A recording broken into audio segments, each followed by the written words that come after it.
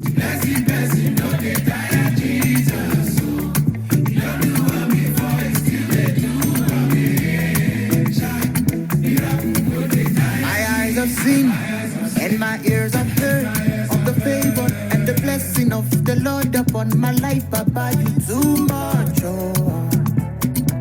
Jesus, now Papa overdue, overdue.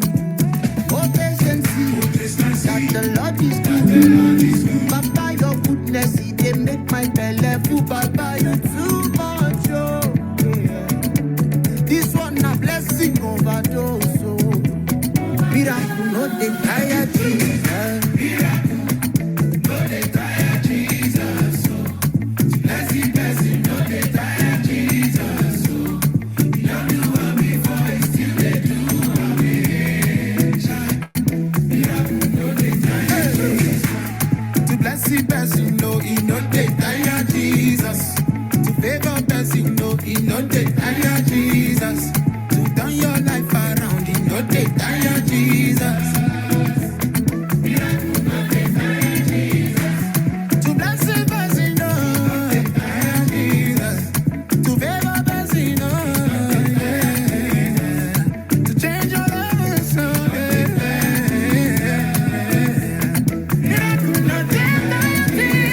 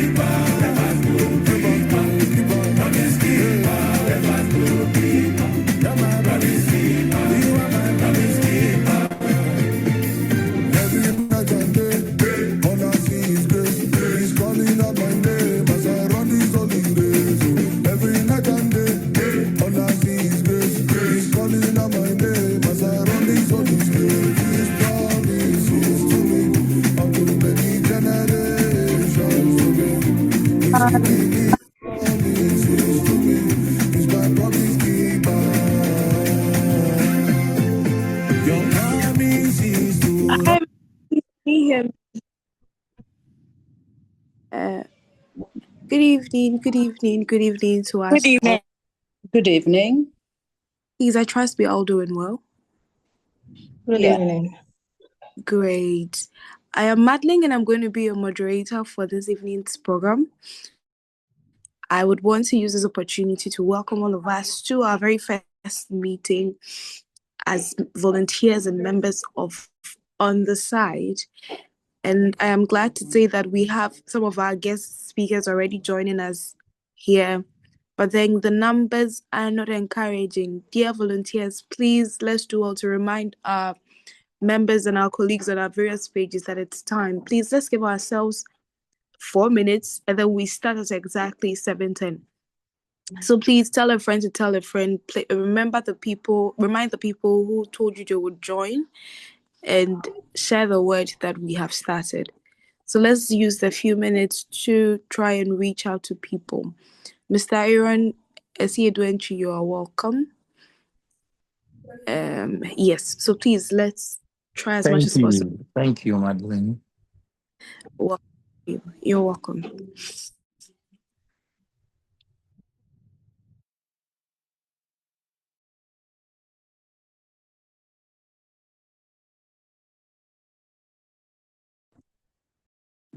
It is too short. And I won't stop chasing after you until I get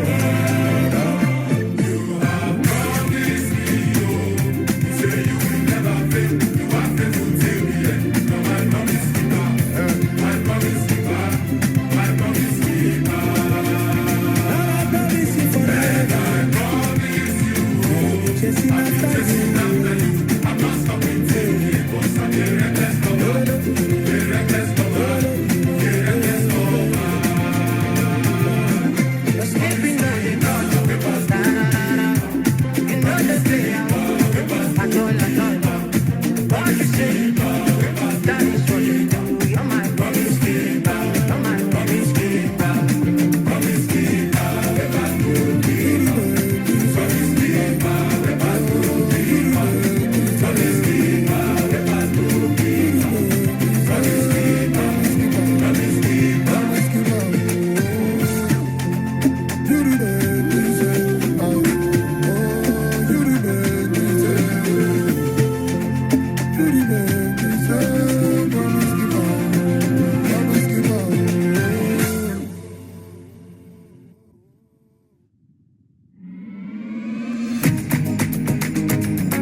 your voice and shout, come on. Chocolate, chocolate, that is the formula. You place my foot on their necks. I have destroyed all who hated me.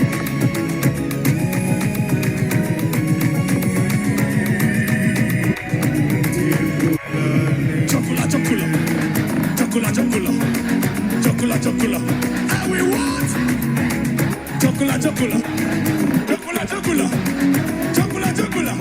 And we beg chocolate, chocolate, chocolate, chocolate, chocolate, chocolate. I will want chocolate, chocolate, chocolate, chocolate,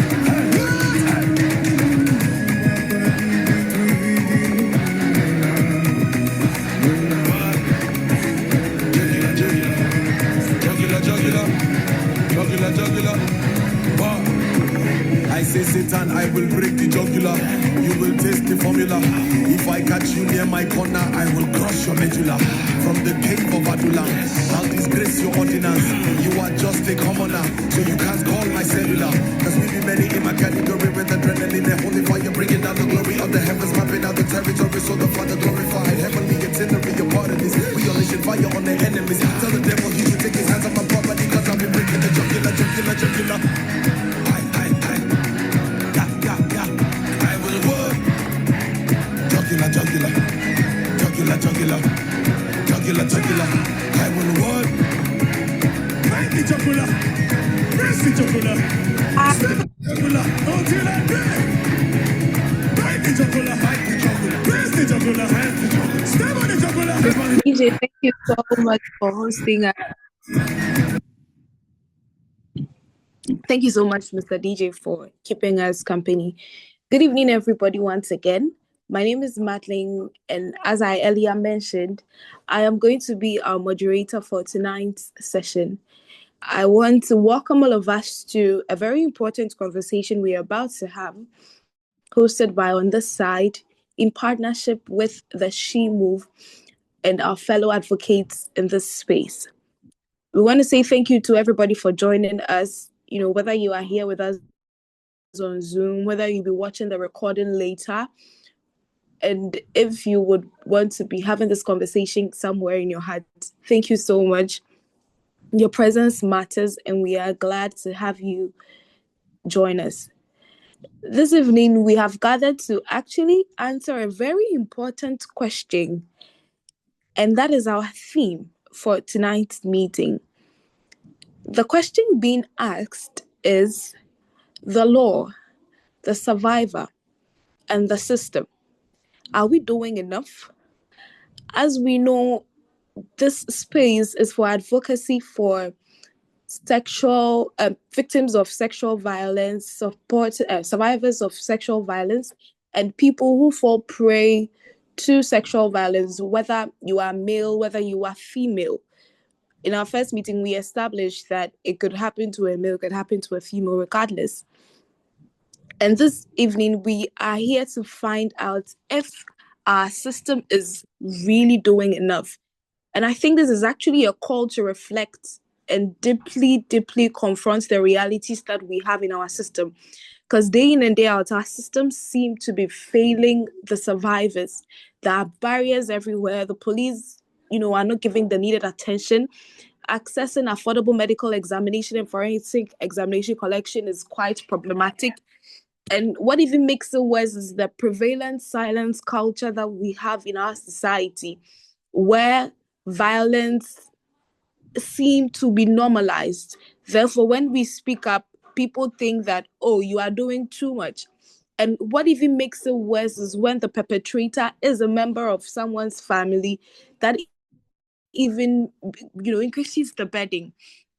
And this evening, with all of these things in light, all of these things taking into consideration, we want to ask, the law says it protects people who fall prey to violence. But then we want to know, is the law doing enough? Is the system doing enough? Are the people responsible for making the system work? Are they really doing enough? So this is why we are here this evening.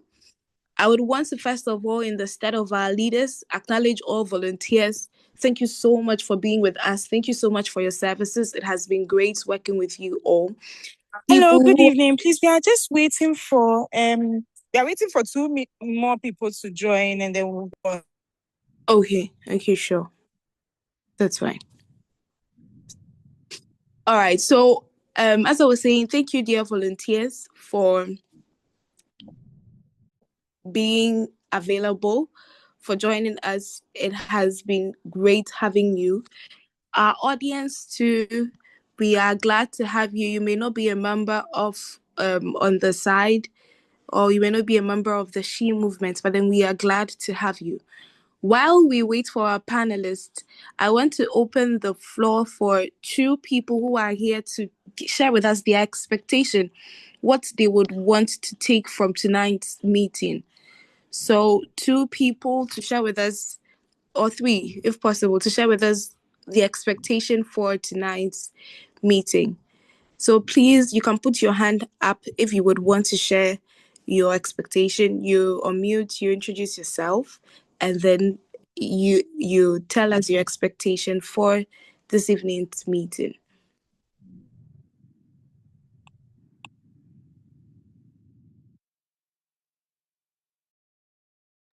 Yes, please, Enchua, please, you can go ahead. Thank you. Hi, good evening, everyone, and I'm so glad to be part of this meeting today. So my expectation is on the topic, the law, the survivor, and the system. Are we doing enough? So this evening, I'm eager to know what the law is saying, what the various institutions are doing to protect the survivors. So by the end of the meeting, I hope to gain much knowledge and insight on what the law has for the survivors, and then what the various institutions and the various people that we have who are heading these institutions, they are doing for people whose rights are being abused. I hope to have a wonderful, insightful evening. Thank you very much. Thank you very much, Enchua. I believe your expectations are going to be met this evening. I like your take. You would want to know what exactly the law says, because trust me, most of us don't really know what's stipulated in the law. Any other person to share with us their expectation for this evening's meeting? If nobody talks, yes, Princess, please flow. Okay, good evening, everyone, and it's a pleasure to be here. And I also like to thank the people or the brains that birthed this whole group, the volunteers, the organizers, and everyone. Now, my expectation for tonight is to get to know more about what the law indeed says about sexual abuse in Ghana, especially in instances where it's family oriented, like maybe you were molested by a cousin or something of that sort. And then again, if let's say you were molested when you were like a kid and now you're an adult, how, if you want to take them on through legal means, how you can get to do that. So these are my expectations for the night. Thank you very much. Thank you so much, Princess. Miss Insurance, please. Okay, thank you very much. Good evening. Thanks for the opportunity to join this meeting. My expectation this evening is to understand the fact that there is law, there are survivors, there are victims, but still it is not enough. So what are we doing? What is the insufficient part of the whole issue that is not enough?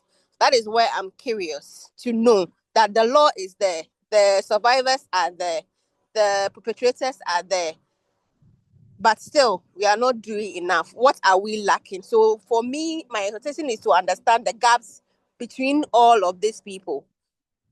Thank you.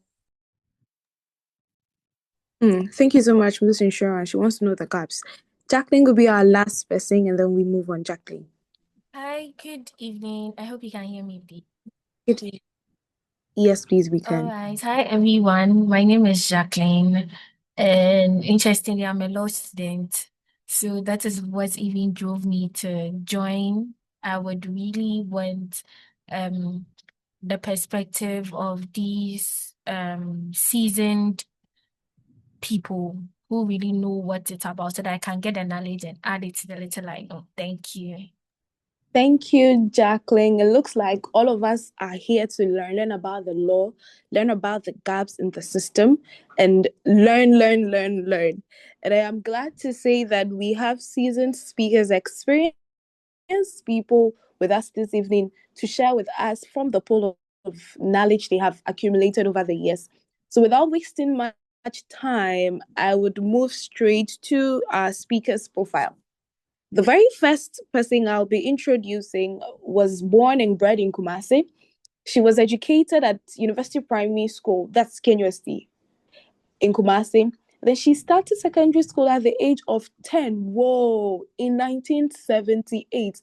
That was quite rare at that time. Please, I think this is mind blowing. Anyway, at TI Ahmadiyya Secondary School in Kumasi, she completed O levels and A levels at TI Ahmadiyya Secondary School in 1983 and 1985, respectively. She did her post sixth form national service as a library assistant at TI Ahmadiyya Secondary School in Kumasi. She studied for Bachelor of Laws degree at the University of Ghana, Lagos, and graduated in 1989 with LLB honors. Honestly, how many of us were born then? How many of us were born? Just a few of us, Charlie. It's no small experience we are coming to meet this evening. She was admitted thereafter to the Ghana School of Law for her BL studies, and she was called to the Ghana Bar on the 4th of October, 1991. She did her post-degree national service with the Legal Aid Board in the Ashanti region as a legal aid officer from November 1991 to September 1992, affiliated to the Mest Tot Legal Service, a Kumasi-based law firm. She continued working with Mest Totoi Legal Service upon completion of her national service. In January 1997, she was appointed the first administrator of the Kumasi Legal Aid Center of Ghana, of the Ghana chapter of the International Federation of Women Lawyers, popularly called FIDA. I think this deserves plaudits. Let's clap for her leadership. And she served for 6 years on purely volunteer basis. Yo, that's so selfless and a heart that really wants to serve. That's very commendable, her leadership. Before resigning on the account of increasing demands of her private legal practice, she has also served in a number of public bodies, including the board of Ghana News Agency as a nominee of the Ahmadiyya Mission from 2001 to 2003, and the National Population Council, also as a nominee of the Ahmadiyya Muslim Mission. She serves currently on the school governing board of TI Ahmadiyya Secondary School in Kumasi as a representative of the Ahmadiyya Mission. She's also served under Hajia Sakina K-Bones' editorial team of the initial issue of the Khadija magazine. She has also served as the National Assistant Secretary of the Ghana Bar Association from 2012 to 2018, after having served in various capacities at the regional level of the Ghana Board Association. Also, she has served as a representative of the Ghana Bar Association on the Regional Lands Commission from 2009 to 2015.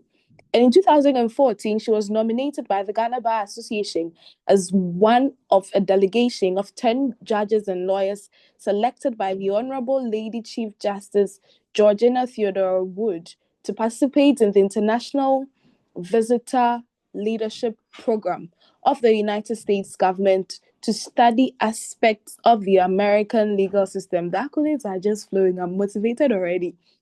She has taught law, labor law, law of evidence, and conveyancing and drafting as a part-time lecturer at the Ghana School of Law, Kumasi campus for 10 years as one of the pioneer lecturers of the campus from 2001 till her resignation in May 2021, over 20 years actually. She has also served as a trustee of the Otumfuo to the Second Foundation. Upon her appointment, rendered service to the Golden School as the external solicitor for the Asante Hines Land Secretariat among other significant major clients. She has also been engaged in full-time private legal practice, and she was the managing director for the Mes Tortoy legal system from September 2007 till 23rd July 2004, when she was sworn in as a justice of the Court of Appeal of the Republic of Ghana. And in sum, she has been practicing law for 33 years. Ladies and gentlemen, Her Ladyship Mariam Ajiman Jesse Jari. All the long things I read, all the motivating things I read were her profile. Please, let's give it up for Her Ladyship. We are glad to have you, Your Ladyship. We are grateful that you are going to share with us what you have accumulated over the years. Thank you so much for being with us. Thank you, Now, our Madeleine. next speaker, thank you. Our next speaker is the visionary founder of the Law Lab, a platform which is dedicated to simplifying legal education and fostering public understanding of the law. He established the Law Lab in October 2024 with the aim of making legal concepts accessible to students, professionals, and the broader community through engaging content and impactful outreach. Currently, he's pursuing the professional law course at the Ghana School of Law. He holds a Bachelor of Laws degree from GIMPA, where he studied from 2021 to 2024. His academic and professional interests lie primarily in criminal law and constitutional law, areas he passionately explores in his legal study and public education initiatives. He is also a member of the Institute of Public Relations, Ghana, and he brings a strong background in communication and advocacy to his legal work. He also holds a Master of Arts in Peace, Security and Intelligence Management from the University of Professional Studies, Accra, and a postgraduate diploma in Occupational Safety, Health and Environmental Management from GIMPA. His foundational training includes a Bachelor of Education from the University of Cape Coast. UCC people here say yay! Yeah. And the secondary school education at Koforidua Senior High School. With a multidisciplinary background and a deep commitment to legal literacy, our speaker continues to use the Law Lab as a bridge between the legal world and everyday lives of Ghanaians. Ladies and gentlemen, Mr. Aaron Esiedu Entry. Let's give it up for him. Let's give it up for him. Let's give it up for him. Thank you, sir. We are glad to have you. I actually have a little gist about you, which I would ask you later on. Someone told me you were an affiliate of Kwame Nkrumah Hall. I don't know how true that is. That's very true. Thank you Oh, also for and having you me here. changed your nickname to me. I don't know if you are comfortable with me. My lady is here, please. Thank you for having me. Just that my bio is not as long as that of my ladies. Thank you. Oh, nice to have you, sir. And to our last lady, we have the chief investigator of SHRAJ, the Commission of Human Rights and Administrative Justice. She is the chief investigator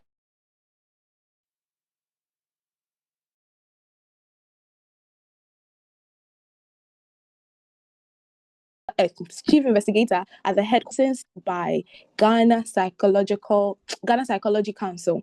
She's also a member of Ghana Psychologists Association and a member of Ghana National Association of Certified Counselors. She's a secretary of the Kaneshi Deanery Marriage and Family Life Department. She is married with 2 children. Ladies and gentlemen, Mrs. Paulina Louisa Isel, our chief investigator. We are so happy to have you here with us, ma'am. Thank you, Madeline. Please, let's give. I hope you can hear me. Thank you. So let's give. Yes, please, we can clearly hear you. Thank you so much, our dear speakers, dear volunteers. Let's give them an on the side welcome. Cheer them up. We are so glad to have you. We are so grateful to be hearing and drawing from you. Without wasting much time, I would want us to delve directly into the issues concerning the law, the system, and the survivor, and asking the critical question if we are doing enough. I'm going to pose the question, and then based on the order of introduction, please, you give me your opinion. So Her Ladyship will go first, then Mr. Asiedu would follow, then Auntie Paulina would come. I hope that is okay with everybody. That works. All right. Thank you That's so fine. much. So, all right. So my very first question is, what is the role of the law in addressing sexual abuse, and where does it currently fall short for survivors? What is the role of the law in addressing sexual abuse? Thank you, and Madeline. where does it currently fall short for survivors? Yes, Right. please. Her Ladyship. So we need to understand that law plays a critical role in society generally, not only in addressing sexual abuse. The basic legal position is that you cannot have a crime when it is not backed by law. In other words, there must be in place legislation that defines the crime, prohibits, and prescribes punishment when a person is established, the guilt of a person is established by the prosecution. And as we understand, they are deemed to be offenses against the public, against public morals, and therefore the prosecution is the state and not private individuals. Now, what the law does is to criminalize conduct that violates the sexual integrity of people. And that is why you have laws, or you have offenses contained in the Criminal and Other Offences Act, defining defilement, that is statutory rape of females under the age of 16. And the legal position is that a girl under the age of 16 cannot be deemed to have given consent, even if it is established that she gave consent and she's under the age of 16. It's an offense of strict liability. In other words, once the act is proved, the prosecution would not need to prove intention, or what is called legally mens rea. That is the intention of the person who is found to be the perpetrator. And then you have rape, you have indecent assault, you have unnatural carnal knowledge, and of course there's sexual harassment. So the critical role of the law is defining the crime, criminalizing the conduct, prohibiting, and actually prescribing punishment for it. When it says where it falls short of, the law falls short for survivors, I think there's something we need to understand. Law is created by humans, and therefore, like any human activity, definitely you cannot legislate to provide a panacea to all problems. I don't think our problem in Ghana is existing legislation. Our problem in Ghana is implementation. And when it comes to sexual offenses, you need to understand that there are a whole lot of things at play. The law may establish the guilt of a perpetrator. It may punish in accordance with the prescribed punishment stipulated by our Criminal Procedure Act. But then there's also the other aspect of the psychotherapy the person has to receive. So that is what I would say. I don't think it's so much that the law falls short as much as other measures, other structures need to be put in place to help to deal with the healing of victims of such crimes. Thank you. Thank you so much. So, Her Ladyship, if I get what you're saying, the implementation is the problem. And then the law in itself cannot holistically redeem the survivor, if I get your point clearly. That is precisely so. All right. Thank you so much. Mr. Theodore, please, if you can have a bite. Thank you very much, moderator. I believe my lady has actually touched on the critical aspect of it. But just to add this to it, clearly, as my lady rightly put it, when we are talking of criminal law, as she mentioned, it's, it is criminalizing certain morals. The entire country has come together to say we do not like this and we are prescribing it. And as such, penalty is provided.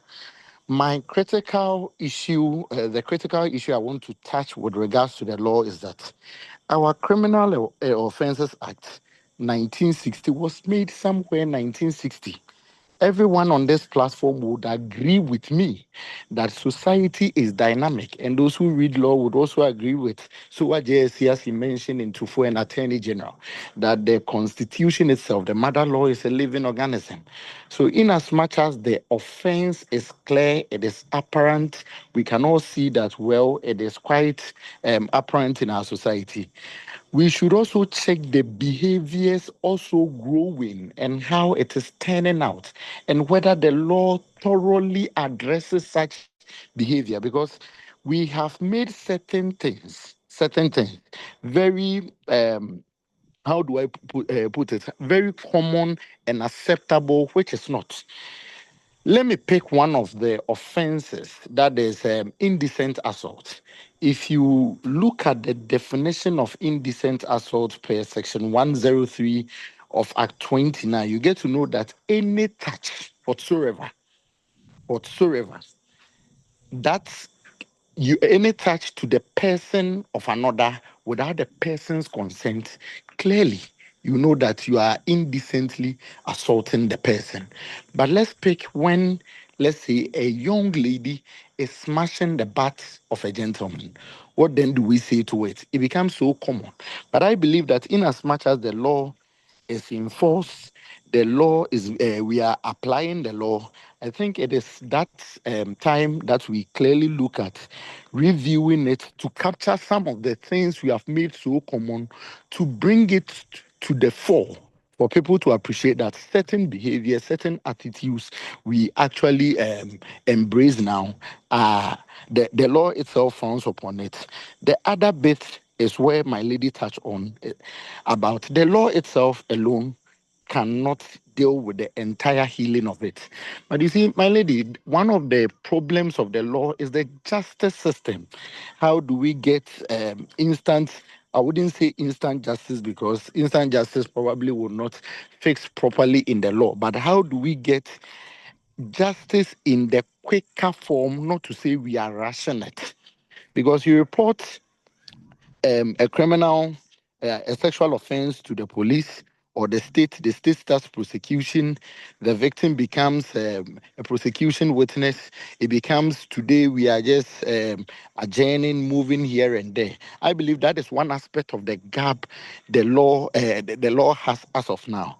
And so, what I'm trying to mean is that, one, the law has provided or prescribed all these attitudes or behaviors we are talking about.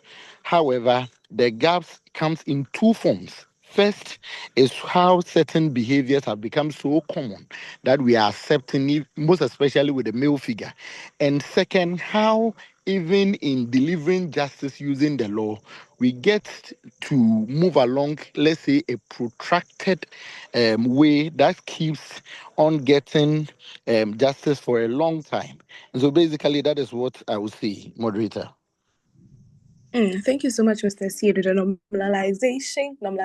normalization, of certain behaviors, and then the way we want to go through the system with its procedures. Our chief investigator, what do you have to say about the question? Yeah, Madeline, thank you so much for the opportunity. Please, can you hear me? Yes, please, we can. Hello? Okay, can we hear Hello, me? please. Yeah, okay. Yes, So, just to add, when we look at the Labor Act, which has more or less given us like a policy that which has defined sexual harassment in the workplace. Sometimes even the meaning, the definition of sexual harassment becomes what? Problematic. Another issue is we don't have any national, what do you call it, sexual harassment law per se, per what I've heard from my previous presenters. The state has to have one, but that doesn't mean we don't have the laws. The laws are there.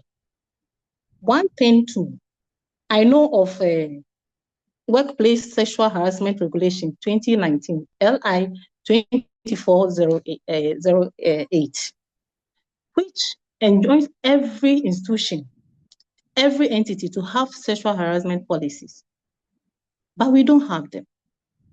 Go to companies, go to institutions, they don't have. Very few ones are having. To add to what my leadership said, we have to look at the holistic aspect of the victim. It's not just punishing the perpetrator. What happens to the victim after the person has been jailed or whatever? What happens to the person? The person now needs psychotherapy. How many psychologists, counselors do we have that we need to refer these people to? Those who do have counselors, currently CHRAJ is also trying. What about the other institutions? I know of social welfare, yes. These people need help. They need to come back to them. They need to come back to be a whole person again. People are afraid to come out because of fear of victimization, labeling and all that. The stigma alone is even killing them. So for me, the laws are there. The laws are there. But the implementation, as Madam has said earlier, and how we have to help our own victims, the survivors, to come back again as whole, as dignified human beings so that they can move on. This is what I will say for now. Thank you. Thank you so much, Auntie Paulina. Thank you so much for the insight. Please, I'm moving to my next question, which I would be tapping from your experiences. So from your experiences, does the legal process prioritize justice for survivors, or all it cares about is the procedures, forgetting about justice, neglecting justice? Her ladyship. Thank you. Before I answer this question, I have just a little comment to make on Mr. Esiedu's contribution, and it is that we need to recognize that our criminal jurisprudence proceeds on the basis of the presumption of the innocence of the person accused. It is said that the wheels of justice grind slowly but exceedingly fine. That is not to defend the systemic delays in the justice delivery system. But the whole point is that sometimes you have the situation where justice hurried may be a case of justice buried. There is a case which is so notorious, which had to do with a teacher in the northern region who was convicted and was behind bars for 12 years. The Supreme Court eventually overturned his conviction after he had done 12 years behind bars. So we need to be conscious of the fact that in as much as it is frustrating, in as much as there's a genuine case for concern as to how expeditious justice is delivered in our courts, we also need to balance all sides of the justice system. Now, coming to the question that you posed, whether the legal process prioritizes justice for survivors as against procedure. Once again, the business of justice operates by rules of procedure. I agree perfectly with Mr. Entry that it is time for us to look at certain aspects of legislation. But that is not to say there is insufficient legislation only in place. Sometimes I think that we are too fond of rushing to pass laws when really what we have is not being made to work as effectively as it should. But we need to understand that the aim of criminal justice is to protect society, punish offenders, and rehabilitate criminals, as well as upholding the rule of law. So we definitely need to have procedures where justice is not only done, but is manifestly seen to be done. As I indicated earlier, our criminal jurisprudence proceeds on the basis that a person is innocent until proven guilty. And once they are found guilty, they are punished according to law. So it is not the case that we aim to prioritize procedure over people. Certainly, justice must be served, but it must be served, it must be seen to be transparent, it must be seen to be fair to all parties. And people should be able to say that we have had a fair trial as our constitution stipulates in Article 19. Thank you. Thank you so much. So in the administration of justice, it may look like it's all procedural, but at the end of the day, we all want to achieve justice. Thank you. Mr. Siedu, please, what do you want to add? Okay, so on the basis of this, I think the question, how the question is even being framed, puts a certain spotlight on the court if it is prioritizing procedure. But as my lady rightly put it, when you talk of our criminal jurisprudence, clearly you are taking somebody's right when you accuse somebody of a criminal offense. And the person, the prosecution is able to establish the guilt against the person beyond the reasonable doubt. That is the threshold demanded of the prosecution. You are definitely taking the person's right from, or the person's liberty, if I may put it, from the third person.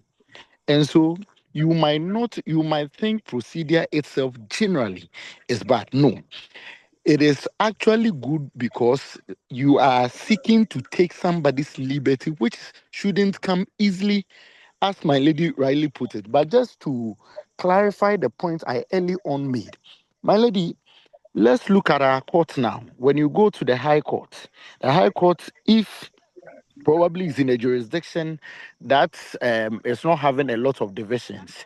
Same justice is listening to land matters. Same justice is listening to criminal matters. Same justice is looking at other cases or other branches of law. There comes pressure.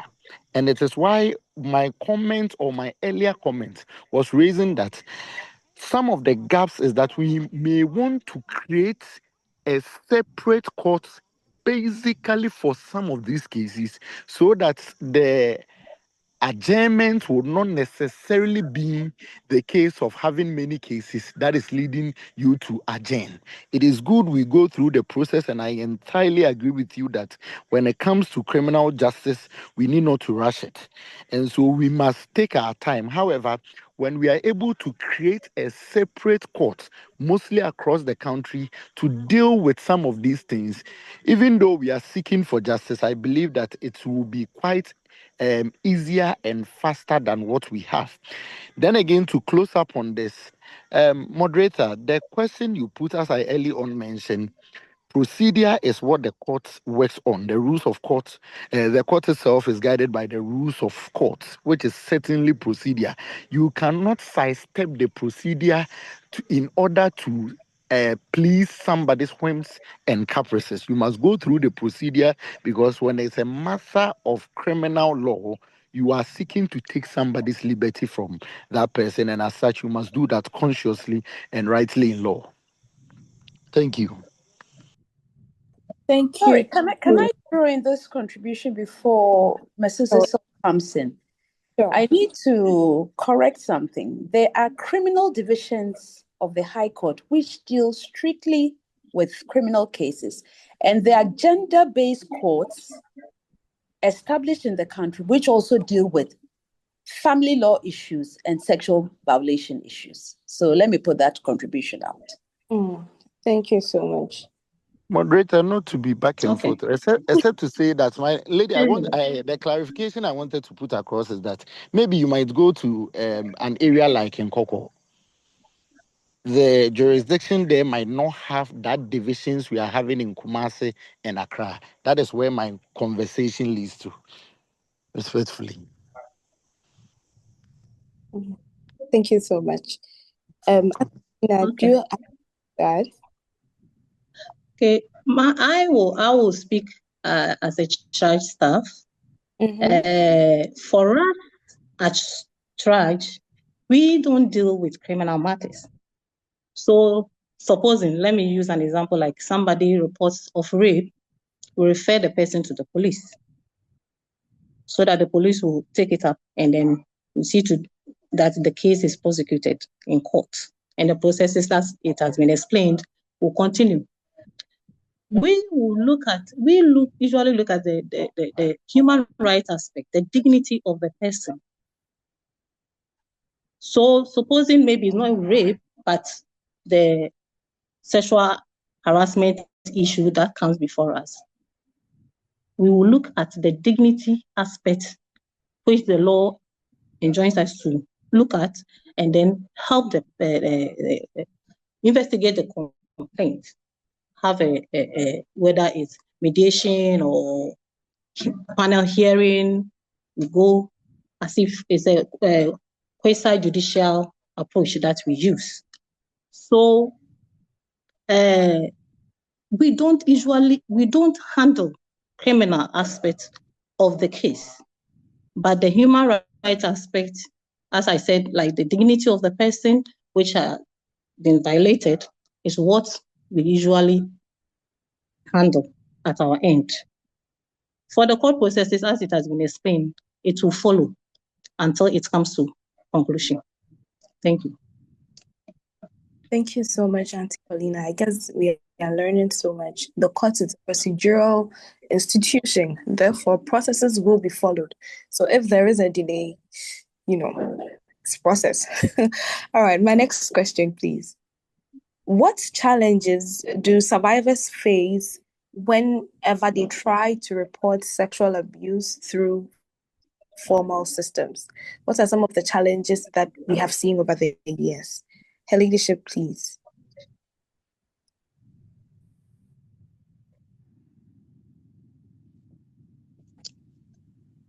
Hello, Her Ladyship.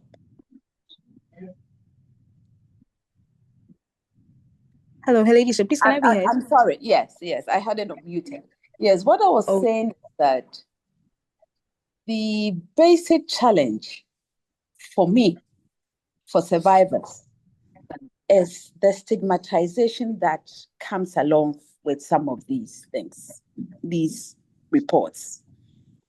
Now, there's also the financial aspect, where sometimes even, evidence is the name of the game. Sometimes a person will walk, not because they are not guilty in the actual sense, but their guilt was not established before a court of competent jurisdiction in accordance with the rules of evidence.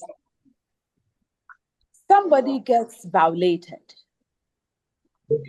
Even to pay for a medical report, they do not have that money.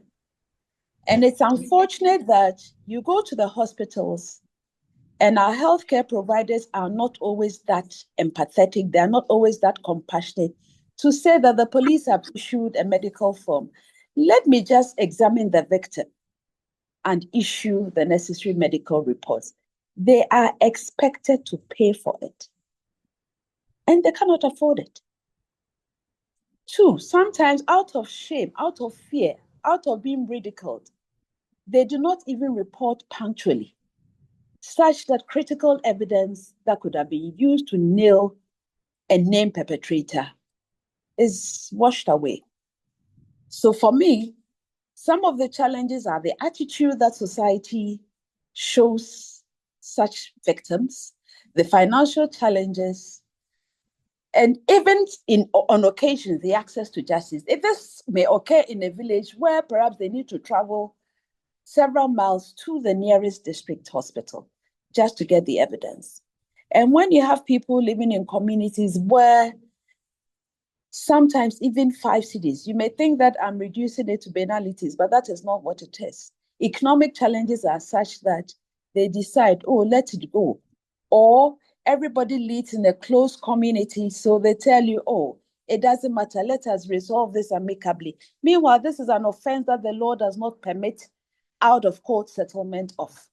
So all told, we have attitudes, social attitudes, we have financial challenges that all militate against such people victims who would want to report abuse through the formal systems. Thank you. Thank you. In a large scale, the environment is obviously not homely and accommodative to survivors. Uncle Aaron, please, what do you have to say? He's taking me to uncle status. I beg you. Right. So just to add to what my lady rightly stated, mine is on this sole point: fear of not being believed. Fear of not being believed. When I started the law lab with a couple of friends in the law school, one of the things we took upon ourselves is to go to the SHS in the Eastern and Greater Accra regions to be speaking about juvenile justice. That was our focus. And so we did in a couple of schools, and the headmistress now informed us that they have specific issues on sexual abuses, amongst others.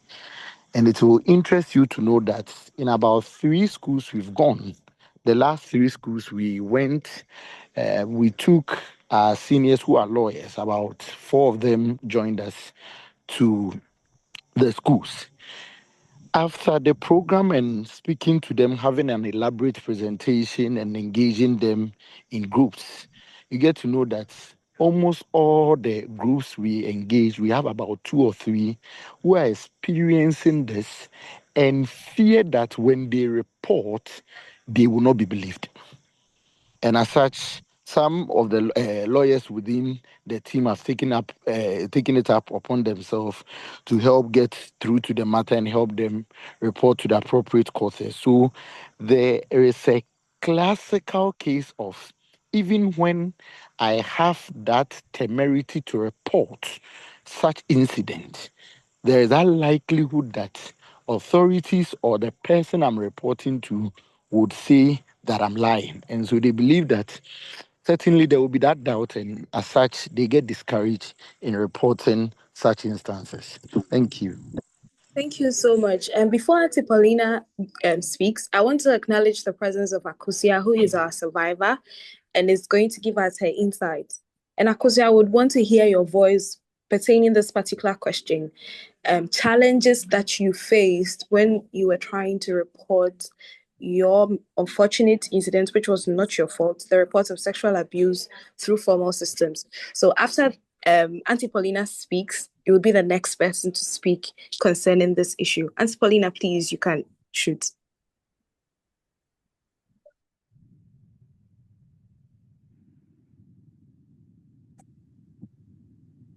Hello, Auntie Paulina. Okay, let me check if she's still with us. Sorry. Auntie Paulina, please, can you hear me? Okay. Yeah. Okay. So I have a burden of proof or corroboration. Usually when you go, they said evidence. And you may not have one, but the harassment had taken place. So that one becomes a barrier for them. And then the attitude of the officials. We are supposed to work professionally, but sometimes you go and report, and the sort of question they will ask you, you will marvel. It even brings what we call secondary trauma to you. Why did you wear this? Who asked you to go there? And they wouldn't take your case seriously. that one to affect the victim from reporting. And then the usual blame game. Questioning the victim's behavior, sometimes the clothing that the person even wears, then the officers will be questioning. Then there's also a fear of retaliation. If I report, I may not be promoted. If I report, my boss will hate me. If I report this, and then the person will just keep quiet and be suffering.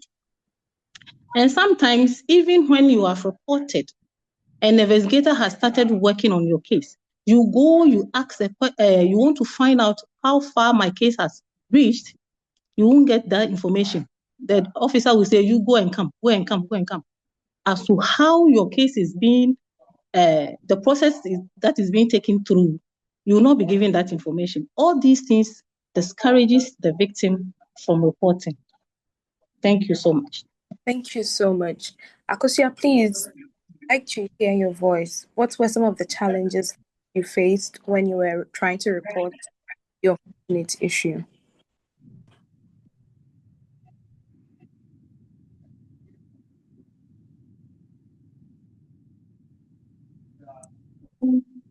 Oh, unfortunately, Akosia's network has dropped. But then I'm sure she will join us. When she joins us, she would give us her. All right. So please, I'm moving to the next question, which stemming from something that Ina just said. The re-traumatization of survivors. Do court procedures or investigations unintentionally re-traumatize survivors? You would have to recount the event over and over again. When you go to court during the proceedings, you would have to tell the story, reliving the experience and all. Do these procedures truly intentionally re-traumatize survivors? Helen? Yes. Our systems are such that a judge is required by the rules of evidence to take control of the proceedings in the court. You will definitely find defense lawyers trying to punch holes in the case of the prosecution, which is to try and raise reasonable doubt in the case that the prosecution are trying to establish. Let's not forget that somebody who has been violated is already affected psychologically. For some people, especially young victims, when they have to relive that experience through the testimony they give in court, definitely there will be that element of secondary traumatization. But then there are rules that also require that the judges should make the victims as comfortable as possible, protect them from cross-examination that seeks to instill fear in them, that seeks to dehumanize them. So yes, it is, I concede that you may have a judge who might not be so sensitive to the nuances of the person's psychological trauma, but generally, there is judicial training for members of the bench in such situations so as to improve upon the court environment for such victims. But you cannot discount the fact that having to tell the story again in court can certainly induce re-traumatization. And then another protection that the law puts in place for such victims is that such proceedings are held in camera, in chambers. So you do not have the general public witnessing what, in quotes, and permit me to use that, their shame, as it were, especially where the person feels that, am I to blame for this? Did I ask for this? So definitely, that's why I say that the law cannot legislate every conceivable situation, but we have to have other support systems, including therapy, to help people through the process. Thank you so much, Mr. Theodore. Yeah, so moderator, I'm only adding on to what my lady rightly stated. When you pick our court system, it's an adversarial court. Just as our lady mentioned, mostly this is done in the chambers of the judge. So it is quite protective. People don't get to hear you. But because it's an adversarial system, when you start the court process, one, if the victim is there, the victim becomes a prosecution witness, meaning the victim will be leading, be given an examination in chief. So she will be retelling the story. Two, the opposing party's counsel or the accused person's counsel would be cross-examining the victim. And most especially in cross-examination, what you are doing or what the lawyer is doing is to discredit the witness. So just imagine you're a victim and somebody is using certain words to suggest to you that you chose to dress this way, to expose yourself to this, to invite this upon yourself. It's definitely in a way causes some level of rehashing the trauma you've been going through. So basically, moderator, this is what I want to add to it. Thank you. Auntie Paulina.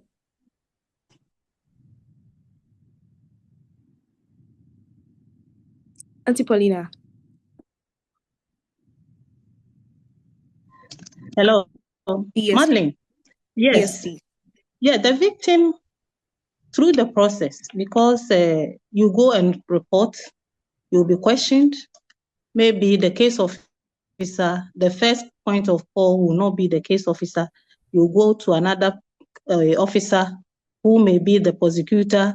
You also take your complaint, and then it's like you have to re-narrate it again. You go to another level, maybe your lawyer. So it continues, and that thing traumatizes the victim. He's already traumatized. He's having flashbacks. He's not sleeping well, eating well, and it's like you have to go through the process too. So that secondary trauma is something that actually affects the victim or the survivor.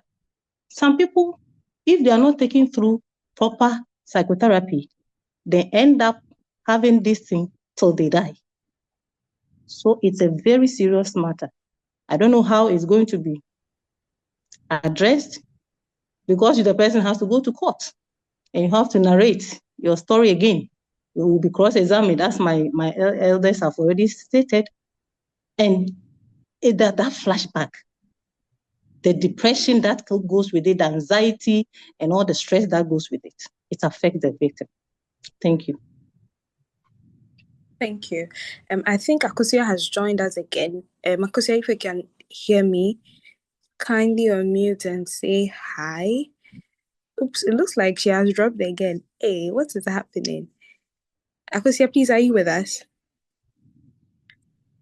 Okay, unfortunately, her line is quite unstable.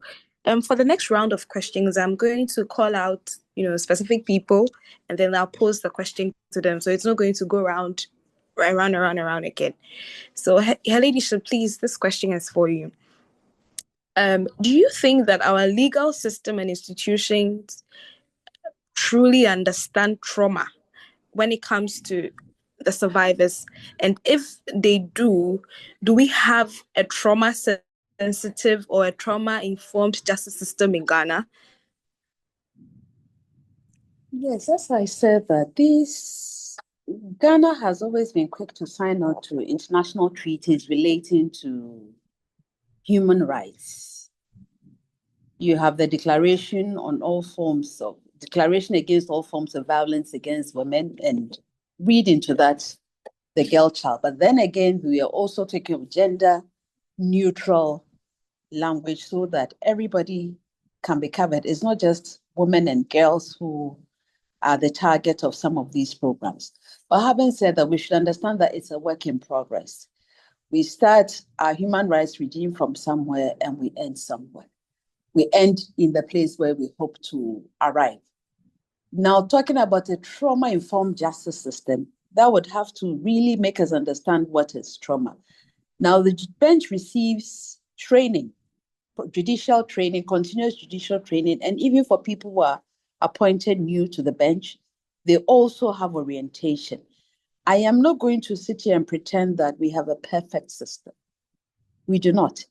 Because even for us to understand the consequences and the deleterious effect of sexual violence on people, we have come a long way from the days when the police unit then was known as the Women and Juveniles Unit to what is now known as DOFSU. We have done some work, but we still have a long way to go. But one thing I can say positively is that we are now starting to understand that beyond everybody or most people treating sexual attacks as business as usual, we are now starting to understand that the devastating effects of sexual violence are far-reaching, sometimes even going as far as affecting a person's reproductive rights and reproductive situation. So yes, we have done some work, but we still have some way to go. That is what I would say. Thank you so much. Mr. Sia, to your question.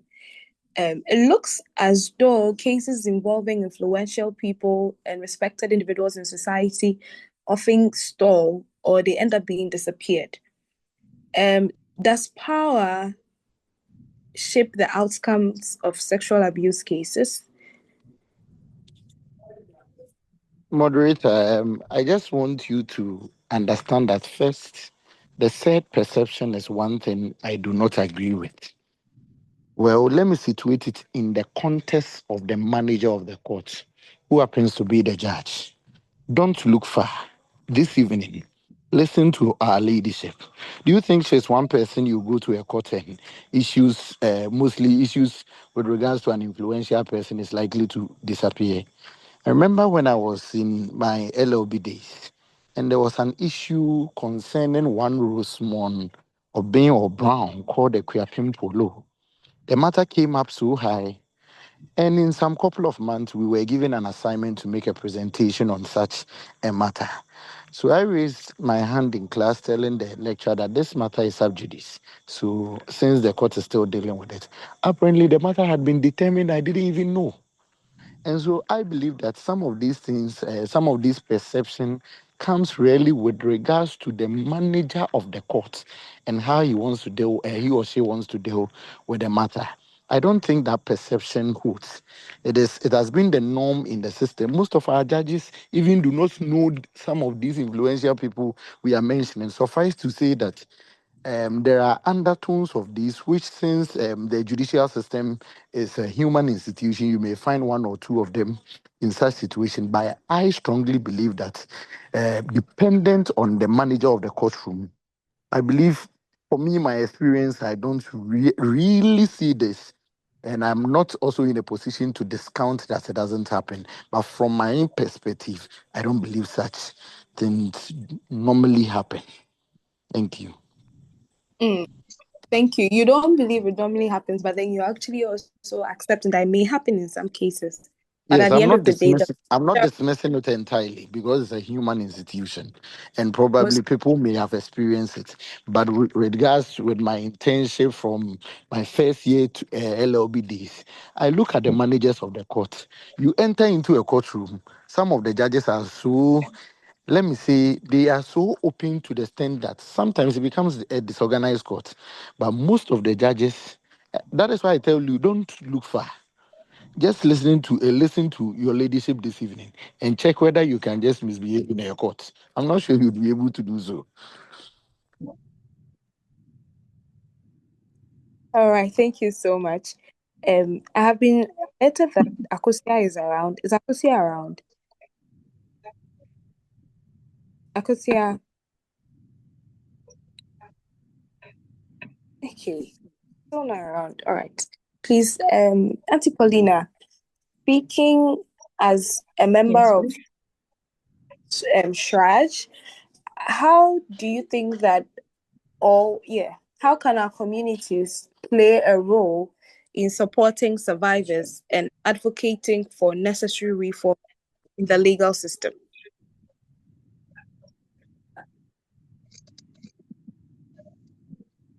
So by having, church, we also have this public education unit that we educate the public on their rights. So looking at the community, we go to the communities, we educate them about rights. We go to churches, we go to marketplace, we go to schools. We involve the opinion leaders in the community anytime we go around. So when it comes to this issue that we are discussing, which also forms part of the program that we usually go out with. The topic that we go out with. Sexual harassment is one of them. I remember I was part of those who went to some schools in Kaneshi and other places, and we involved the pastors, Methodist Church. We went to one of the schools, and the pastor took it upon himself to invite us to PTA meetings and others. So we charge, already we are in the field, educating the public. Sexual harassment is part of it. So the community, when it comes to education about some of these things and how to report, yes, we are already on the ground. But as to whether they will report, as to whether the community, some of the, especially when it comes to family matters and they want to settle it at home and those things, which we don't entertain, but we don't have much control, it becomes very difficult for the victims to even come out. Same labeling, same tagging, same stigmatization, but we continue to educate. We involve the community members, we involve the opinion leaders to assist, especially when they have to especially when it comes to children who are vulnerable, they have to step in, opinion leaders to step in and report on behalf of them. So for that one, we are on the ground, but we still have to do more. That is what maybe we have to talk about. We have to still do more education, and then maybe we hope to kettle all these problems in the community. Thank you. Thank you so much. Amtu, please, can you unmute so that we hear from Akosia? Okay, that's fine. Akosia, Potro, ma mute one. So Pauline, Madeline, please, you can ask your question. All The right. survivor is with her uncle, so she'll be assisted by her uncle. All right. Okay. Akosia, hi, good evening. Please, if you can hear us, we are glad to hear from you and learn from your experience as well. We want to know if you faced any challenges when you were trying to report the unfortunate incident through the formal systems established. Were there any significant challenges you faced?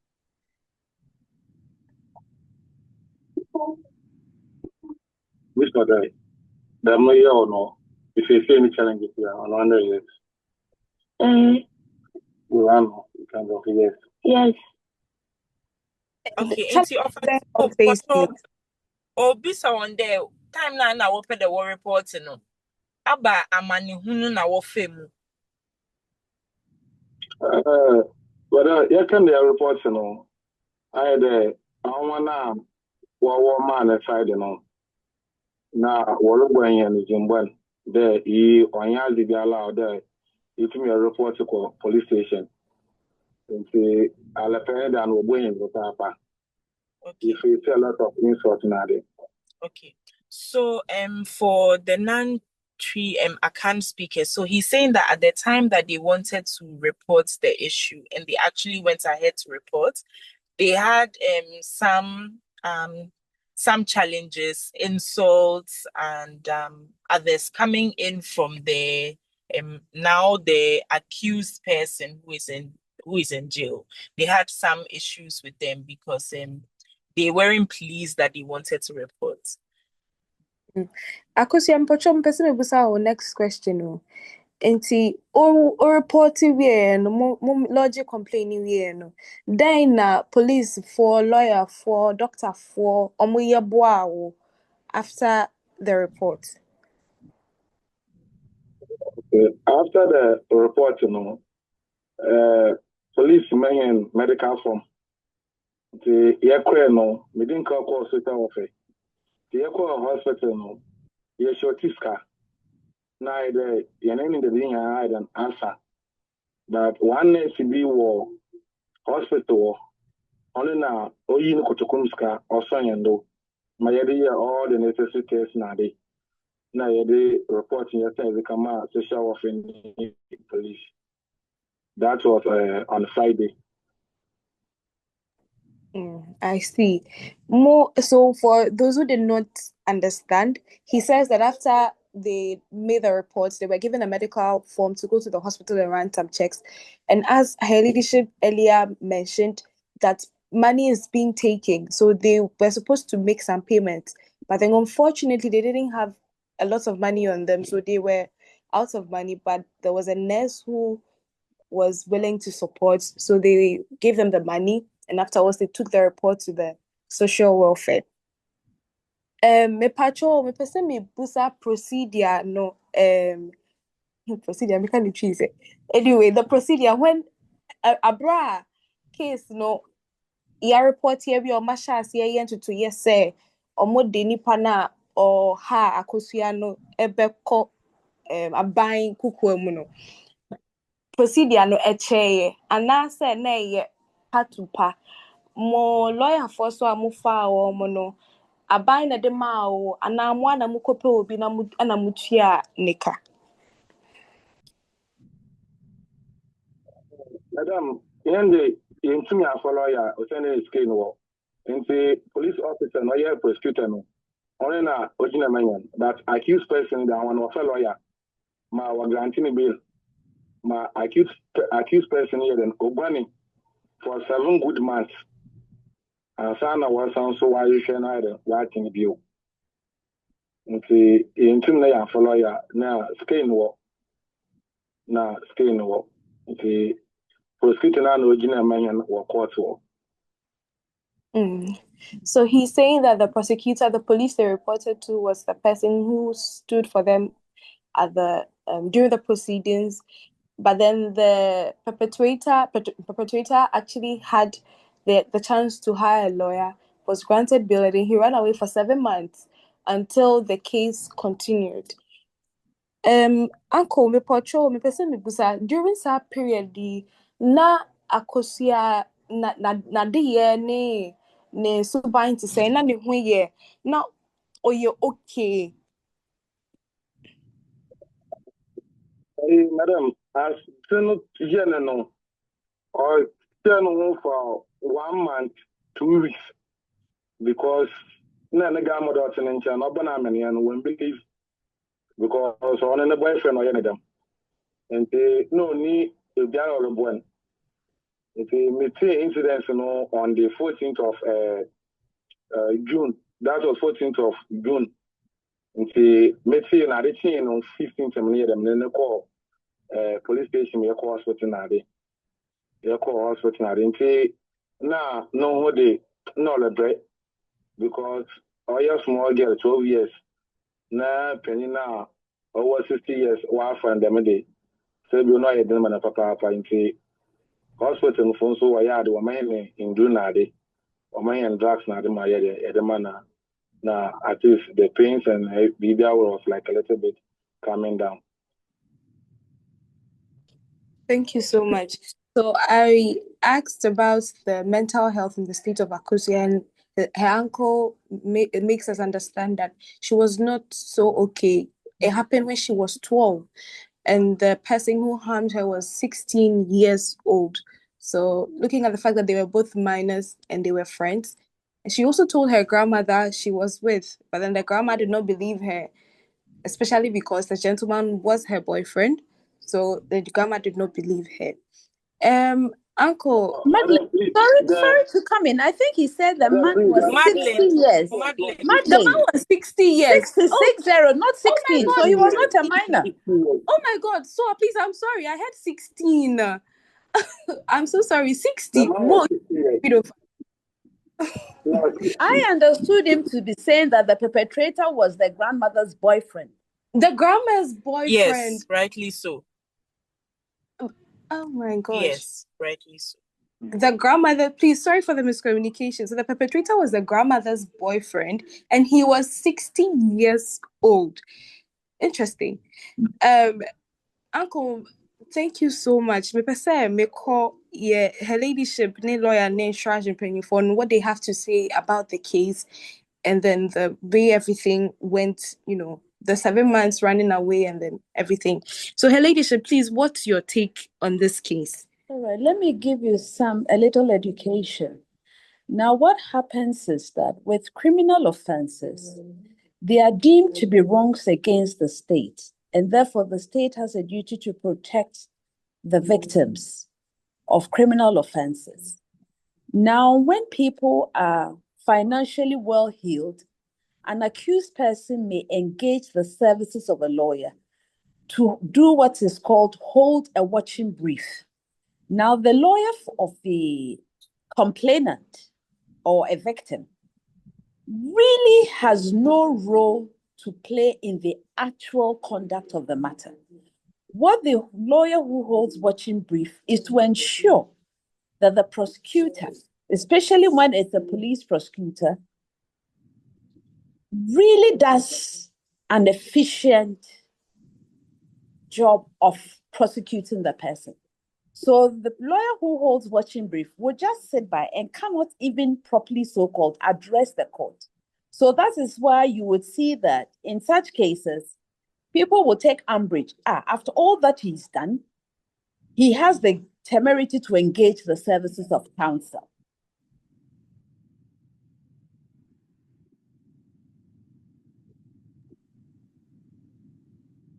Oh.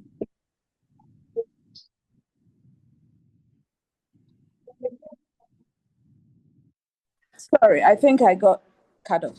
So when they say they didn't have money to engage the services of a lawyer, that should, strictly speaking, not militate against their interest. However, we should understand that sometimes law becomes technical business. So if the police prosecutor is not well grounded in the law, you may find that the case is not won, but the case is lost in terms of establishing the necessary ingredients that would ensure a conviction of the accused person. So sometimes in such instances, the victim may approach the legal aid scheme and then have a lawyer assigned to them to hold watching brief. Having said that, the legal aid scheme also has its own drawbacks because not too many lawyers are on the scheme to provide such services. And I've also heard stories that are very disheartening because some of us did national service with the legal aid board, gave of our best, and even after we finished our national service, we continue to render legal aid services. But unfortunately, from stuff that I'm hearing these days, you find that the lawyers who are employed by legal aid, end up charging fees for people who otherwise cannot afford. And that's why they've come to the legal aid scheme to start with. So they shouldn't think that because they didn't have money, it necessarily meant that their case was treated with any less gravity than it ought to have been. But having said that, I will also not play the ostrich with my head in the sand and say that when victims, complainants, do not have lawyers worth their salt, holding watching brief for them, the prosecution could also go south.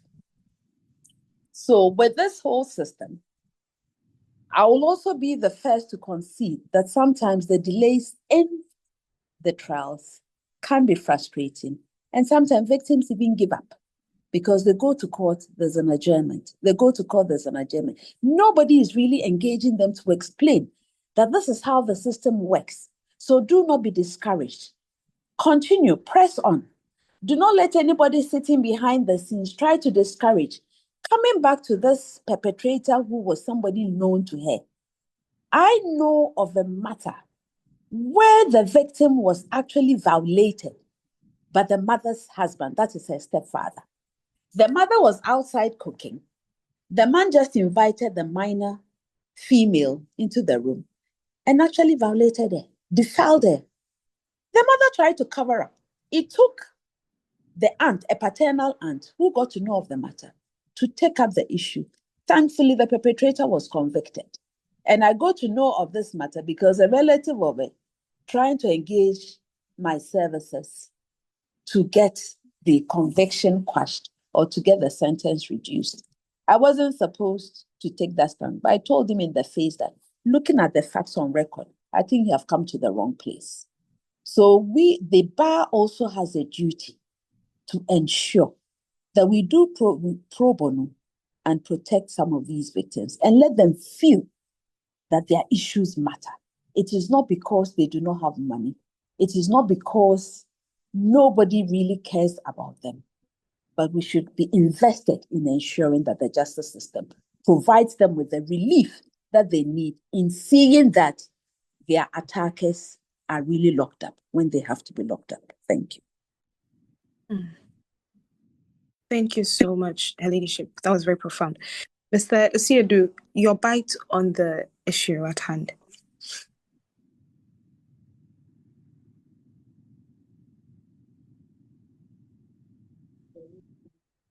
Hello, Mr. To say, hello, please, can you hear me? Yes, please. Yes, I believe my lady has thoroughly dealt with the matter, except to say I have a question for my lady. And my lady, you sit at the bench, preside over the court. You have a life matter where you clearly see that the victim is not being helped by the prosecution. We believe we are practicing an adversarial court system for the purposes of those who are not into the legal space. It's a system of court where the judge does not play an active role in the process. The judge plays, say, a passive role. The judge does not really come into the matter to help your matter or ask you certain questions or a direct question. Let me put it that way. The judge does not play an active role. So, my lady, you said there is a life matter. You can clearly tell that the prosecution is not helping the matter. We have an adversarial court. Because you are working for the state,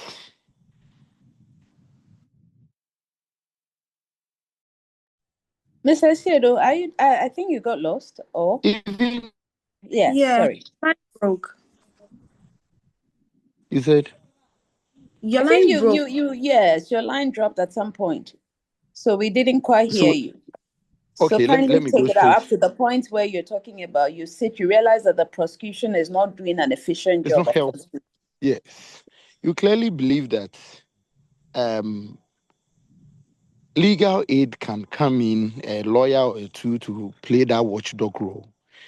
Are you able to help or direct so, even though it's an adversarial court? And have you actually experienced such in your court before? So let me clarify something for you. I sit in the appellate court. So you know what it means to sit in the appellate court, but I will explain for the benefit of the audience. Very well. Now, in the appellate court, you do not try cases. You only hear appeals from trial courts. Let me put it that way simply. Now, but I will attempt to answer the question you've posed because it's a very important question that Mr. Siedo has posed. As he's explained, our legal system is such that the judge is supposed to be neutral. The judge is not supposed to, as we often put it, descend into the arena of conflict. But you have a situation where you see that the prosecution, from the way the case he or she is conducting the case, is likely to lead to a result where it is not because the victim has not told their story well, but it is because, in accordance with procedure and the rules of evidence, the prosecution has not done a very effective job of prosecuting the case, and therefore the perpetrator is going to walk. But what he's saying is, in the course of the trial, what can the judge do? Mr. Siedo, I think that's your question. When the judge sees that the prosecution is, to put it in very simple everyday terms, messing up the prosecution. Very well so. It is a fine line that you have to walk. It is true you cannot be involved in interrogation, but sometimes there's something you can do. You can adjourn and possibly request that the AG takes up the prosecution. These days, I think that the staff of the attorney, by AG, I mean the staff of the attorney generals. The attorney general staff has been beefed up, but time there was when you had barely enough staff because of the remuneration. But these days, I see that it's a larger force. So as far as is possible, we need to educate the families of victims where they get indication. And sometimes unconsciously, the adjudicator may show, even though they're not supposed to, their dissatisfaction with how the prosecution is going on, if they are really gender sensitive and intend to ensure that justice is done. They may need to contact the attorney generals for them to take over the prosecution. That is the best advice I can offer. But this is where, well, let me also add a caveat. This is where you are talking about the big cities. But imagine that the person is in a district or a municipality. What does the person do? It comes back to the issue that it is not, you cannot get a perfect situation at all times, but there's a way to address this, and it is to increase our education, to increase sensitization, so that the people know that these are the pitfalls that may well befall my nephew, my niece, my sister, my daughter, my son. Should there be a case where they become victims of sexual violence or sexual abuse? So for me, what I would propose is that we should educate, so that people become more aware of their rights.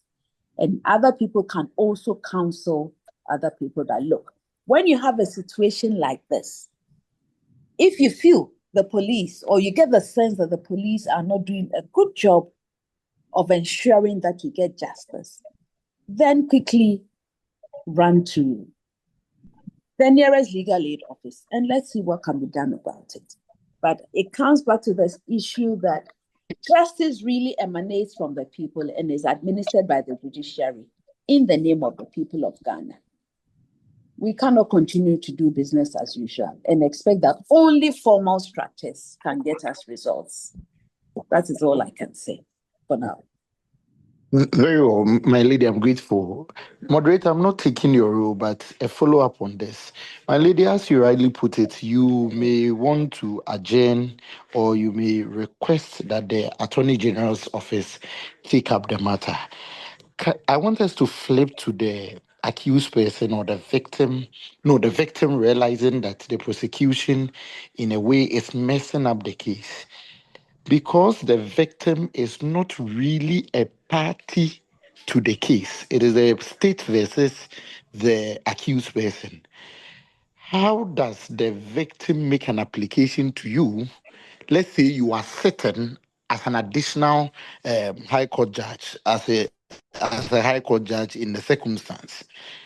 Can the victim, or in how does the victim also make an application when it is apparent to the victim? The victim cannot make an application like you rightly identified. The victim is seen as a witness in the state's prosecution of the matter. So the best the victim can do would be to repair to the Attorney General's department. As I keep saying, it is not a perfect system, but that will be the only remedy in the circumstances. And we need to start making our institutions more accountable and less comfortable in sitting in our cities and thinking that we are doing justice, when the reality is that there are people who are not getting access to justice. Thank you so much, Her Ladyship. Thank you, Mr. C. My question for Auntie Paulina concerning this issue is about education, because it looks like Madeline. Yes, Madeline. Yes, please. I want to have a Yes, little hello. on the issue. So, yes, please. So I was going to say that as you are giving your bite on the issue, please you can add a bit on education. How strong, from Shraj and other civil societies, how strong the educational channels are, especially when it comes to issues of abuse and all of that. Okay. All right. So as I earlier stated, Shraj, we have 3 mandates. So we have a human rights, we have admin justice and anti-corruption. With the admin justice, if you report sexual harassment case to the police and they fail to act, you can fall on charge and report. If they are delaying, even when they fail to do proper investigation, you can still report such the police officer to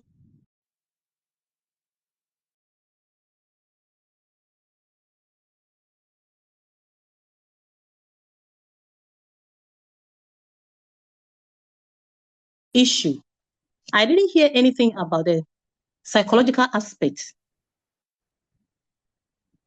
That is where my interest is now. Do you know the effect this 12-year-old girl is having now?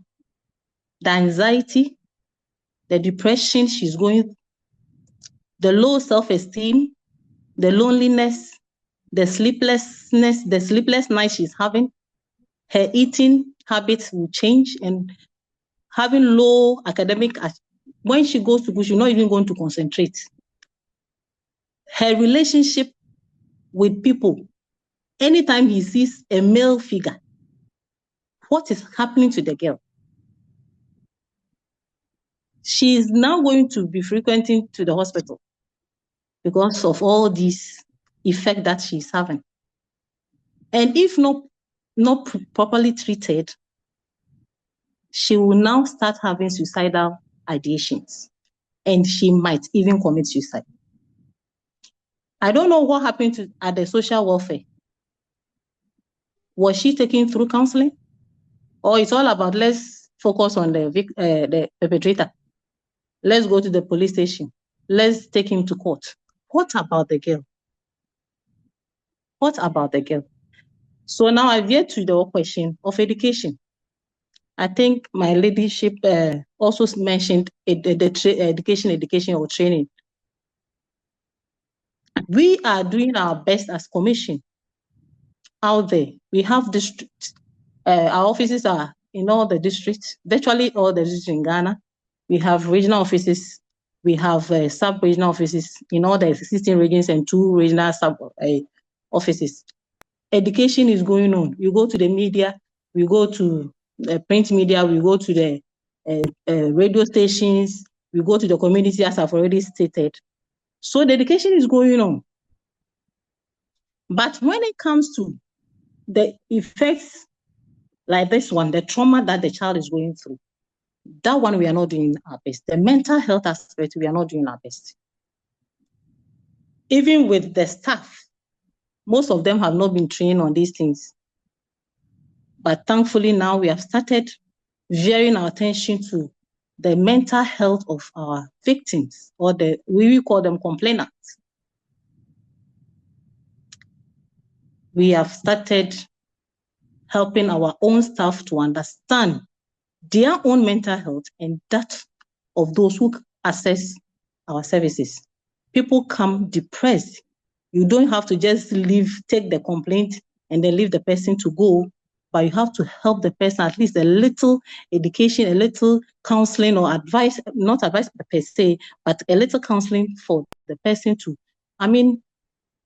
appreciate herself, value herself before you let the person go. And even direct the person as to where, even if you are not going to take the complaint, where she's supposed to go and seek redress, we will guide the person as to where to go. This is what we are hoping that will continue. It's in the process. We are not yet there, but gradually we shall be there. But my advice for you, for this poor girl, that you need a clinical psychologist for the girl or counseling psychologist to assist the girl. Otherwise, is going to go through a lot of trauma. And I don't know when it will end. Thank you. Thank you so much, Auntie Paulina. Uncle Timothy, please, are you here? Uncle Timothy Mpocho. Okay, okay, maybe Busan a question, but before then, Mpocho, those of us in the audience, if we have any questions for our speakers, please leave them in the comment section. After the little engagement with Akosia's uncle, we will take the questions and then we would be drawing the curtains. Uncle Timothy, Mpocho, yeah, Madam no Kasa is here. I don't know pedo who the Akosia okohu psychologist be okohu bebia otune for or encouraging or any other thing. Madam, as I say to you, no, we are also no, Obaye Mianka Samare, Obaye Mianka Samabedin. Even imagine social warfare, no, you're quite near reporting case, no. Oh, from pain or to know to down. Oh, be an old to Saba from all money council and anything. But everything was on me. Everything was on me and my wife to encourage the girl. The only person who counseled her was her headmaster and headmistress. It was school. Social warfare, no counseling. No counsel. The only thing they did was to ask her how it all came about. From there, no, there was no, there was no counselor from the social welfare and any body to be into, madam, no isn't the papa. The wife and I had the ocean on Kaka. Thank you so much. Our audience, please, I said if Akosia has had any form of psychotherapy, and unfortunately, professionals at the social welfare and the institutions did not step in. Her uncle, Timothy, and wife, and her headmistress in school had to take it upon themselves to counsel her. Auntie Paulina, please, do you have anything to say about Uncle Timothy's response? Yes, so I would advise that I don't know whether your NGO have counselors. Yes, please. Like you can, so you can recommend one for him for the girl. It's not too late.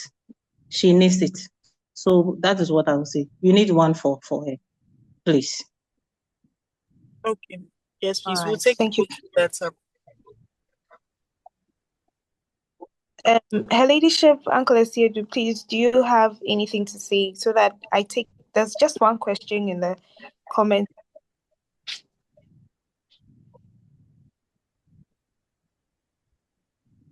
Okay, it looks like Her Ladyship doesn't have anything to say. Then Uncle Esiedu too. Please, I said if you have any question, please you can put it in the comments. I'll read. There's just one question, so please, I'm reading that out. It says that, does the law deal with the grandma too, since she played deaf ears when the unfortunate incident happened? Does the law deal with the grandma? Her Ladyship, please, would you like to take this? Yes. I think that we have not been, well, let me start by saying that there's an offense in our criminal and other offenses act known as the offense of abetment. We do not have too much, yes, we do not have where a person facilitates to put it simply, facilitates the commission of a crime by another person. That person is just as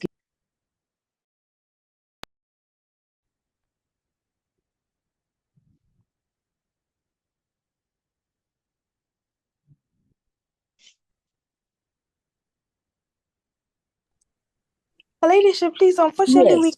again. Okay. Yes, I just realized that I was muted. What I was explaining is that there's the offense of abetment.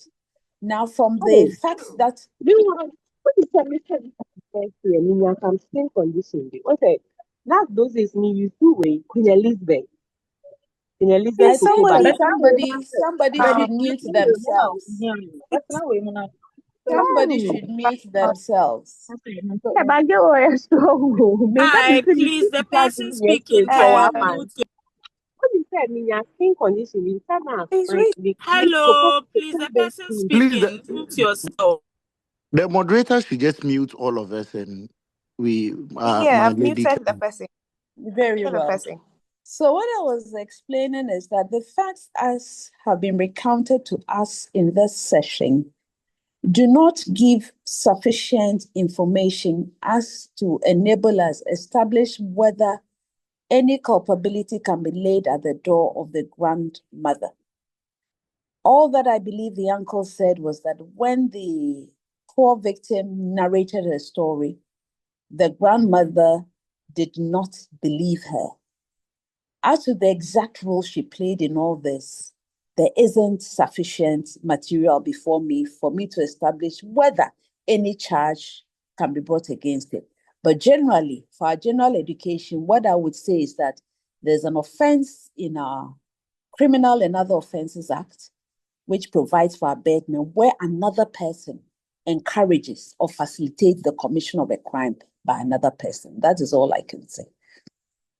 So if there's evidence that the grandmother actually provided the necessary environment for the man to perpetrate that kind of violence against the poor girl, then she may well find herself facing a charge of abetment. But I say this with the caveat that we do not have enough facts to establish any role the grandmother played in the commission of the crime. Thank you so much. Marcus said, please, you take the next question. The Helena is asking that with regard to TV and radio station broadcasting issues concerning survivors in such situations, does the law approve of it?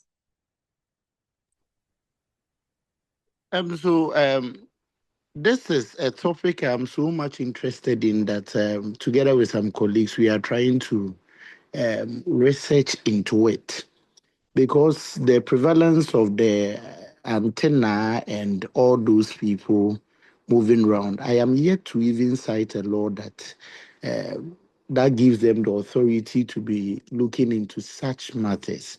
I'm yet to find one though, but I don't know. I believe my lady can help me if there is one, because you get sometimes they call you, you don't even answer, and they are harassing you all over.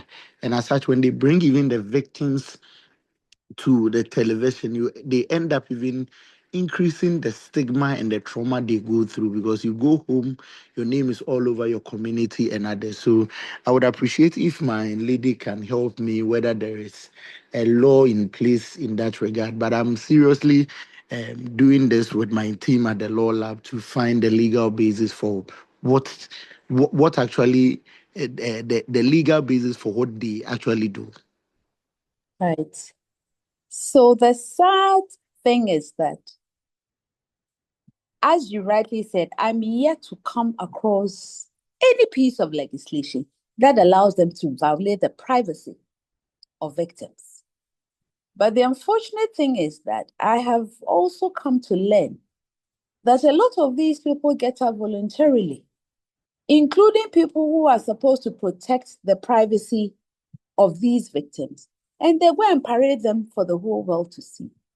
Now, when you take an action that works against you, expose a minor to such ridicule. Let's not forget we have the Children's Rights, the Children's Act, which makes provision for the protection of such victims. Perhaps it is time for legal action to be taken to restrain some of these programs from carrying on the way they do, because anybody at all can report an instance of domestic violence. So, Mr. Asiedu, perhaps you might want to bring a case stated and try it in the courts. Very well, my lady. I'll do so. Yes.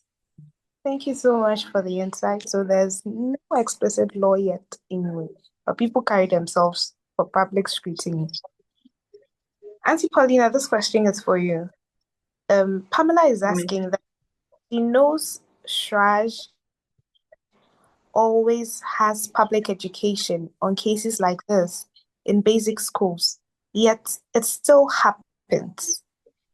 In the case of Akosia, her grandma failed to listen when it happened. I think the public education goes beyond the basic schools. Or how do you deal with such issues better?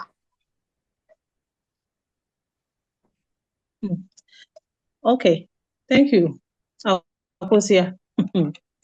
Yes, the public education, I think I've already said it, that is not only in schools, communities, churches, wherever, marketplaces and all that, we do public education.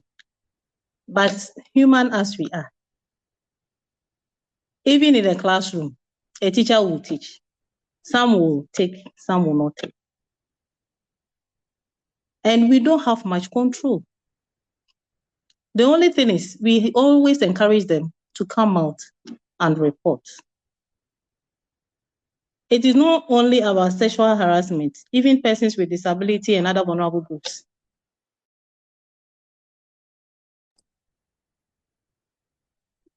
My issue, report, and when we need them to come for investigations to continue, they don't come.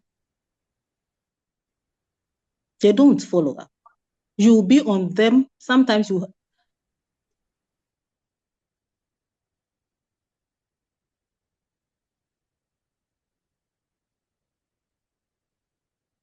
complaint. And when such cases of sexual harassment, persons with disability, persons living with HIV, those people, we call them vulnerable groups, their cases are treated, I would say, special, because we don't waste time on it. So I was so eager to help this gentleman. I gave him a call, and he told me that he wasn't called that. And I was like, were you not the one who came yesterday to report so and so? Because we want to do, he said it was not, his name wasn't that. And I was shocked. Sometimes they will come and they will find a way of what? Saying, I have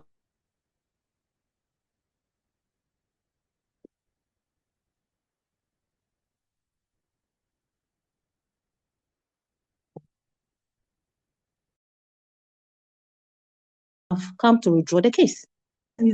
Just I would ask you to take later on when we were, there's this case is one of them. So dedication is going on. We are trying, but yes, still, we don't get them to either report for fear of victimization or stigma or whatever reason. Madam, what can we do? We are there educating. I said we are in the whole districts, regional offices, we are going out to schools, to wherever. And yet still, people are not willing to report, or because of whatever we have explained this evening. So we hope that the education will continue.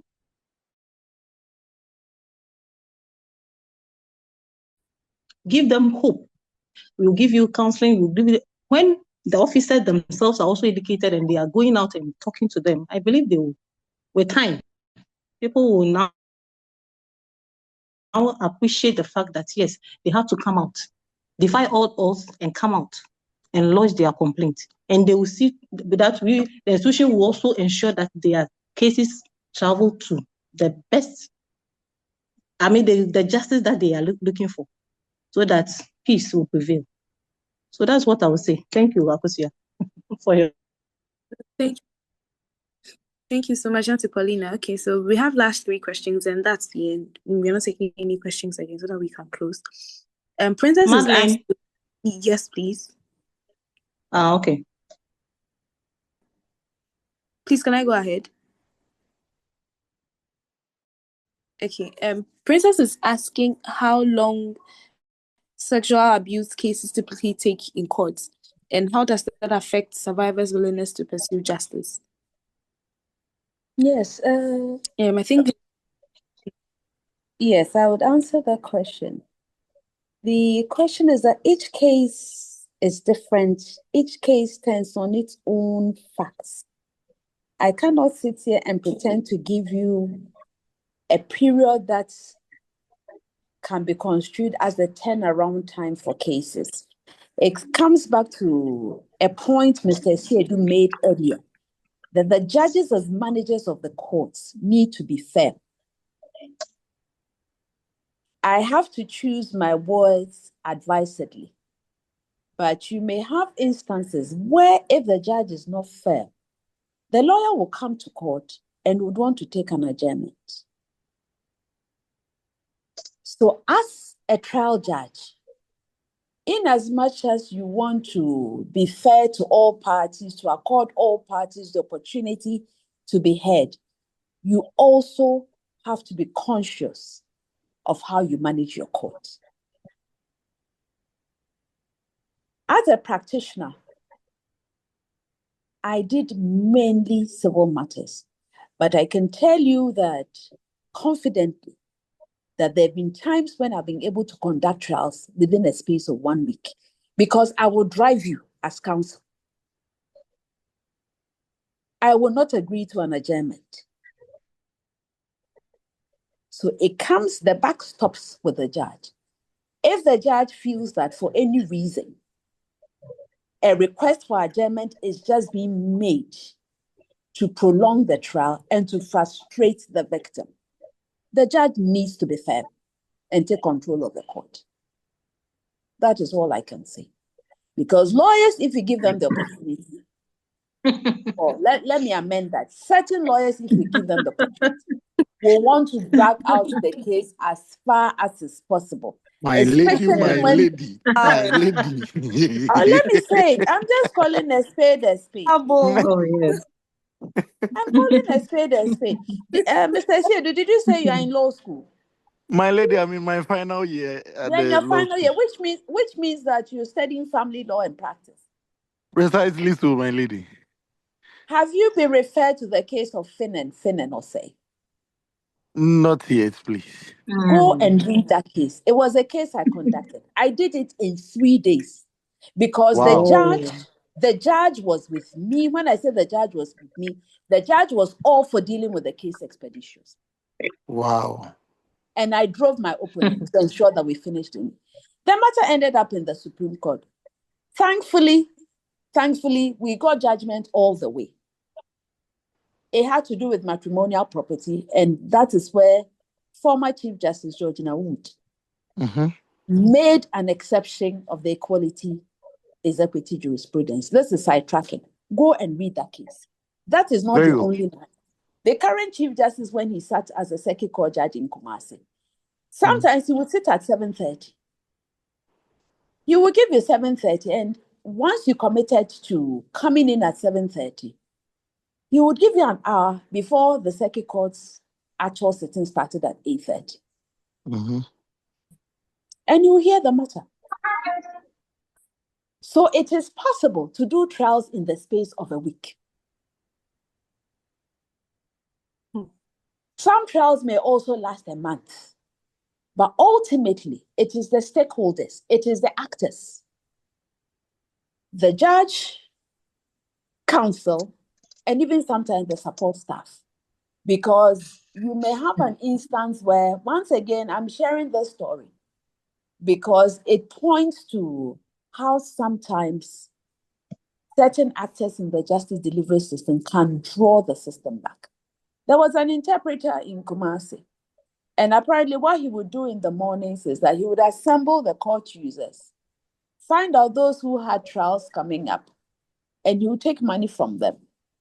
If you fail to pay up, you would find an excuse to be absent from the courtroom when your case is called. And because the language of the court is English, and you'll be required to interpret, the court may stand the matter down for so much time and then perhaps adjourn your matter and call another case. You know what happened to that man? May he rest in peace wherever he is. He got beaten to death by a community, and they claimed he was going out after somebody's wife.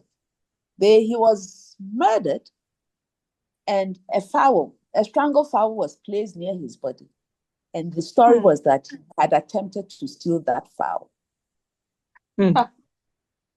Moral of the story, sometimes I'm a firm believer. I have my faith that sometimes the things that we do have repercussions on us in a way that we least expect. So for all the monies he took from court users, punishing in quotes those who either did not have the money or refused to pay up so that he would interpret the matter. Eventually, look at his end. This is digressing a bit. But my whole point is that at the end of the day, if we mean to get expeditious and efficacious justice, we should all contribute to it. Don't get to court and then your witness is nowhere to be found. Because sometimes the witnesses who are supposed to testify for the prosecution will not show up for one reason or the other. Either they are being intimidated in their community, or the perpetrator, who may have deep pockets or deep pockets supporting him, may have reached such a witness in ways that you cannot imagine. When that happens, there's nothing the court can do. Because I keep stressing, evidence is the name of the game. Without evidence, a court cannot convict. Even when it is apparent that the person may have committed the crime he's been charged with. So please, let us all join hands together. But let us stop being passive when it comes to the business of justice. Because as I've told you, by Article 125 of the 1992 Constitution, justice emanates from the people and is administered by the judiciary in the name of the people. Let us all be stakeholders. Let us educate ourselves. Let us change our mentality.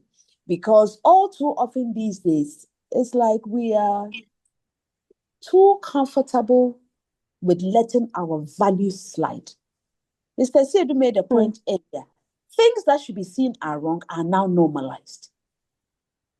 And we're all guilty of it. Because we don't want to be the one who stands up against the system. Sometimes there's a real fear of even getting attacked physically.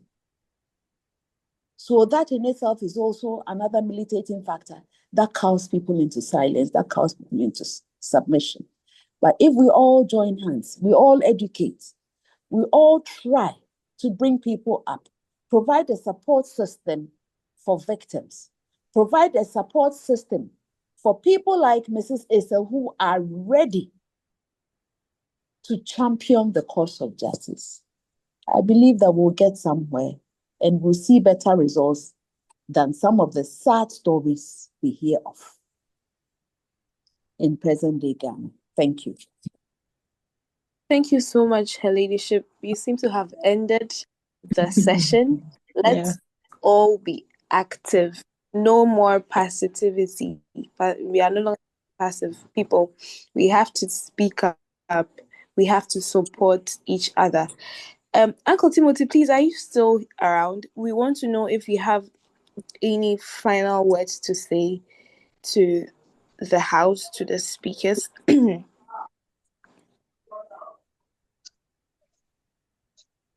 Uncle Tim.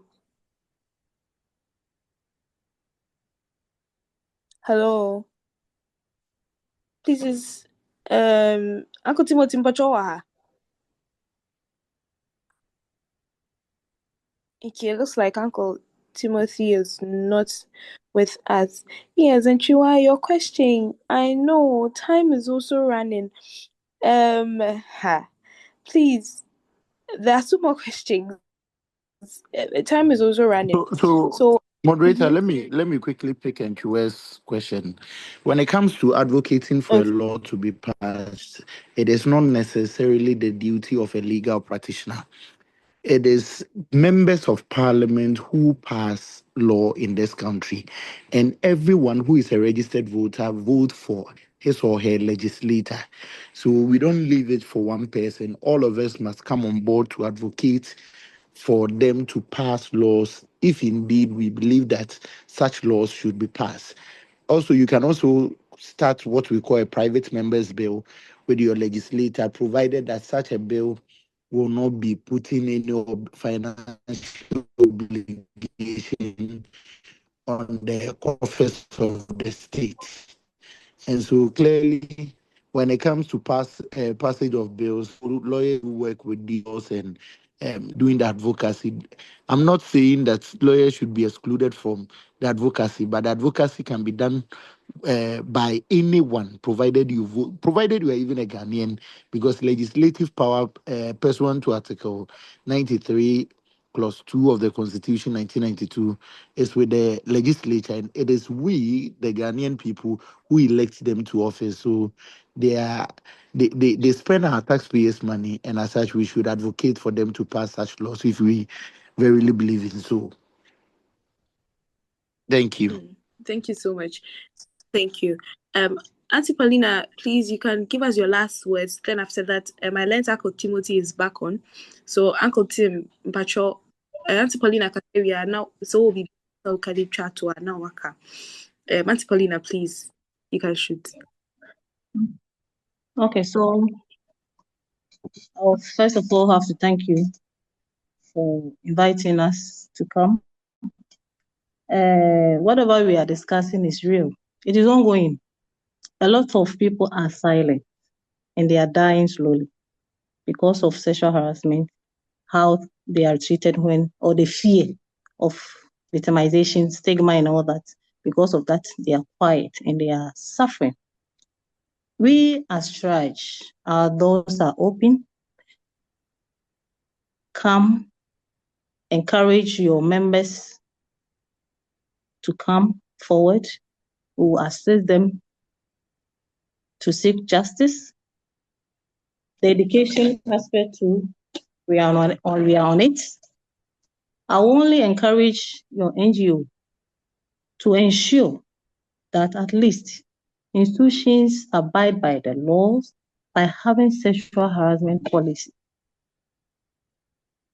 You can have a survey or maybe try your hands and do your own research to find out how many institutions are having sexual harassment policy. It will help you in your report or in your recommendation to your donors. I can also say that with the education, yes, I got an opportunity to educate some journalists. And it was all about responsible reporting when it comes to victims of sexual abuse. For them, they will say, yes, we are doing a responsible reporting and all that. But when it comes to rape issues, especially with the kids, see how they couch the words, even when they are giving news. Sometimes you wonder what is happening, as if they have not been trained.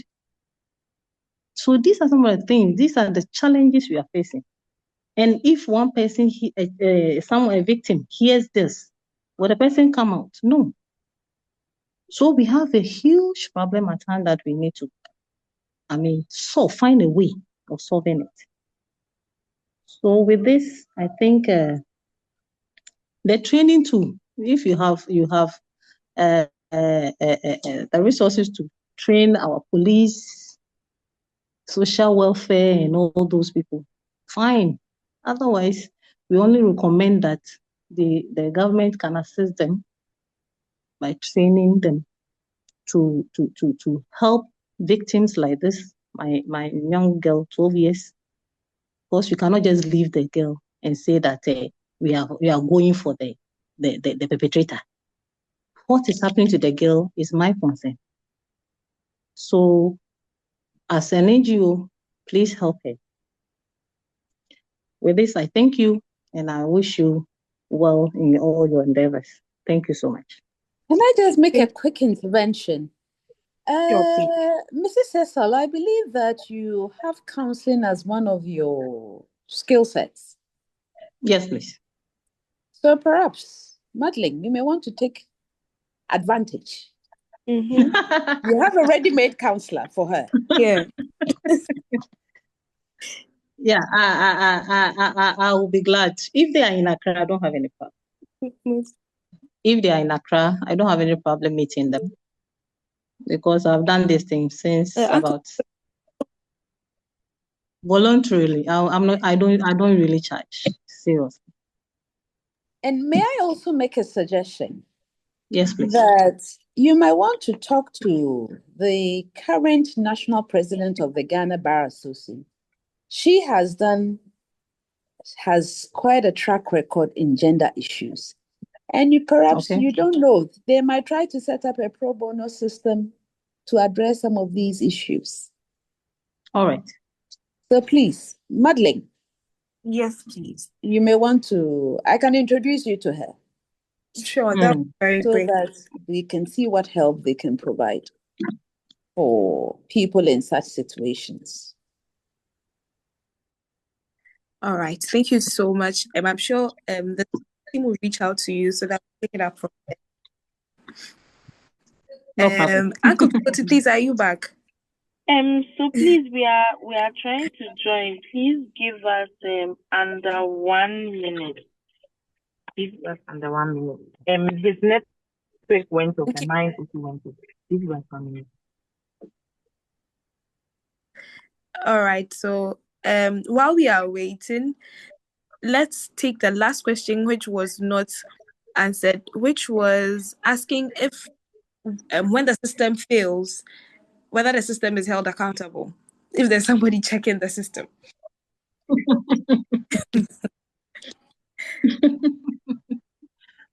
So when the question is posed, if the system fails, which system do we have in mind? Is it the justice system? Is this the entire law enforcement system? What exactly? The counseling system, what is it? The person said legal system. No, so if the person says legal system, what do they interpret as failure? I've explained that sometimes you may see an apparent failure of the system, but the reality is that the prosecution did not do a thorough job, did not meet the standard required of law to ensure a conviction. But getting a perpetrator convicted, getting the guilt of a perpetrator established in accordance with the standard of law may not necessarily provide healing for somebody who has undergone that kind of trauma. So we should not see the healing process only in terms of the retributive justice, only in terms of the deterrent,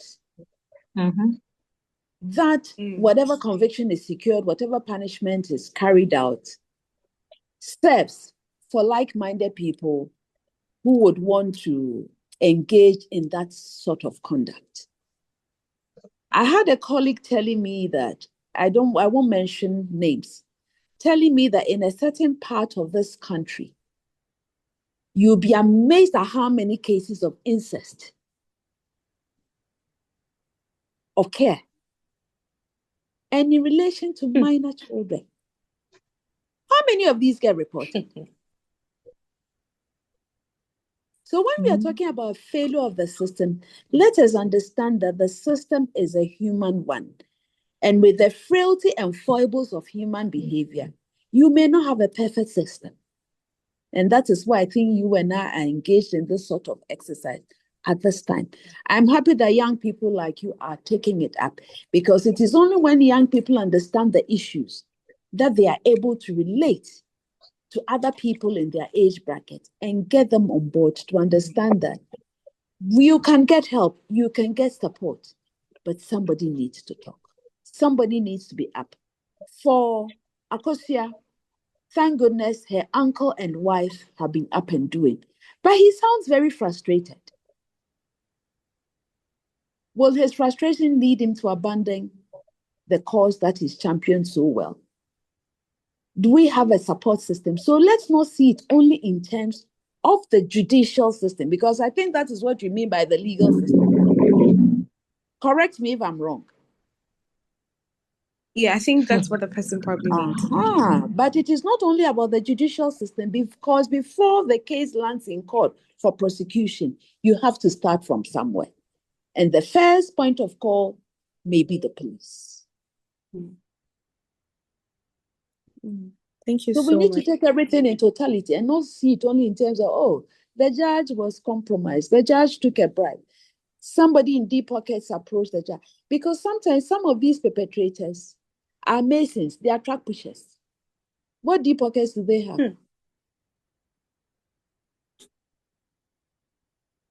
So please, I keep saying we can only deal with this canker at a concerted level.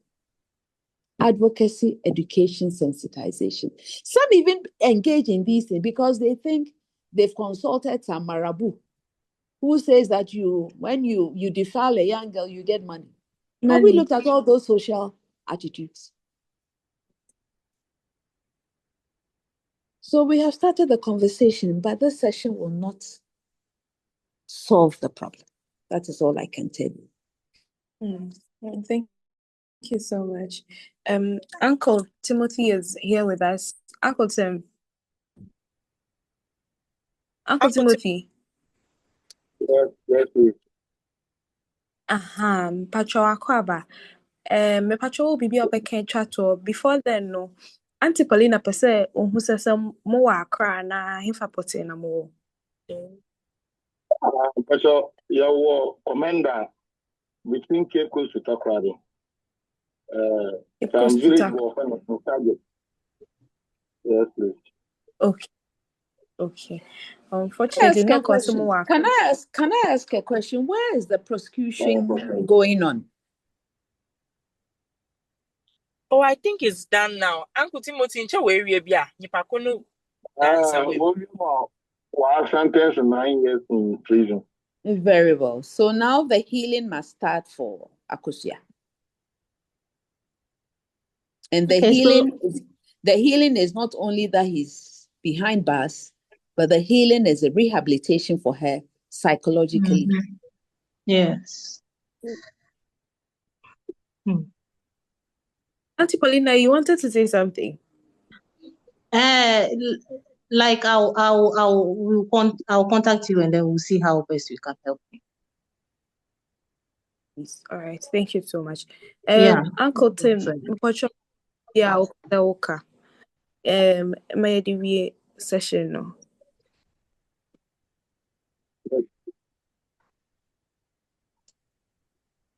Hello. Man, too carry you. And Miss Secretary,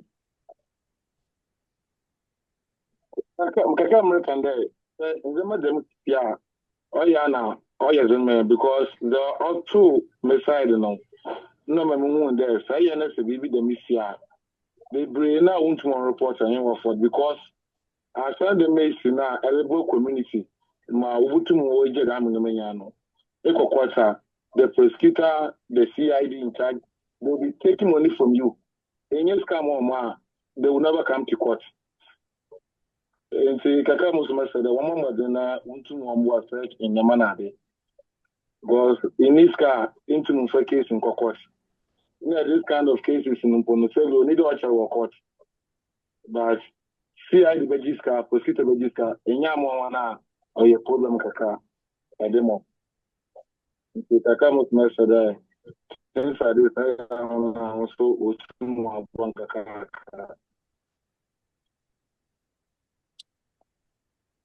Thank you very much.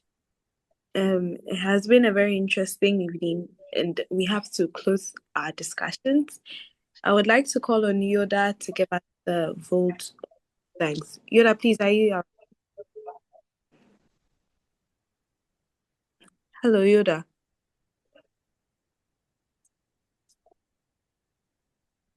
Yoda, please, are you here with us? I can see you are on, but it looks like. Hello, Yoda. Okay, it looks like Yoda can't hear. Okay, Hi. yes, Okay, so please. we want to say a very big thank you to our experts who have taken time off their busy schedules to educate us this evening. We've been reminded of the fact that whilst progress is being made, there's still more work to do, there's more advocacy to do, and there's more support to give as a community, as a society, to people who have survived all kinds of sexual abuse. And we want to say thank you. Thank you so much to our ladyship and to Auntie Paulina and our uncle as well. We want to say that we are grateful for everything, that's all the knowledge and then the insights that you've shared with us this evening. And we want to say thank you to everybody that has joined in the conversation. For all of us who made time to ask questions, we are grateful. And we want to end by saying that we don't want this conversation to just end and then be one of those things where we talk without action. But we believe that this is going to be the beginning of a big movement and a big force that is going to keep on advocating to support survivors all the time. And on behalf of on this side and then the She Move, we want to say thank you to everybody for being here, for listening with empathy, and then for standing on the side of justice and then healing. Thank you all for making time, and God bless us all. Let's have a good evening. Thank you. Thank you so much, Thank you, Yoda, for the vote too. of thanks. All right. Over to you, Amtu. Everyone, thank you.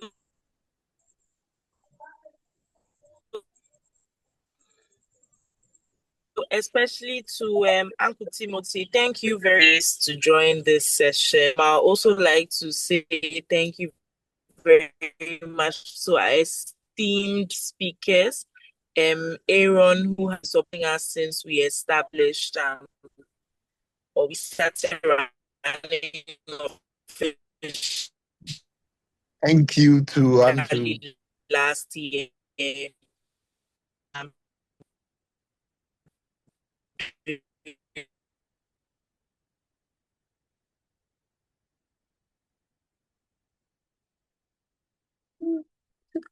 Amtu, your line is breaking.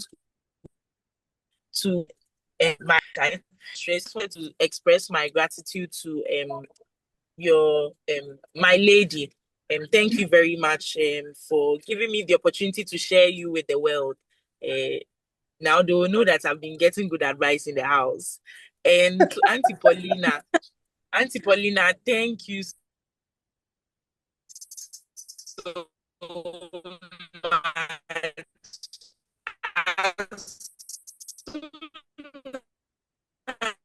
As my you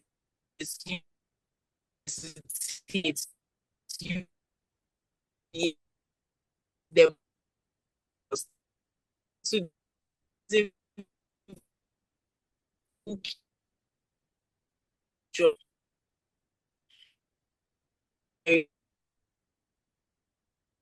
people I get what you say for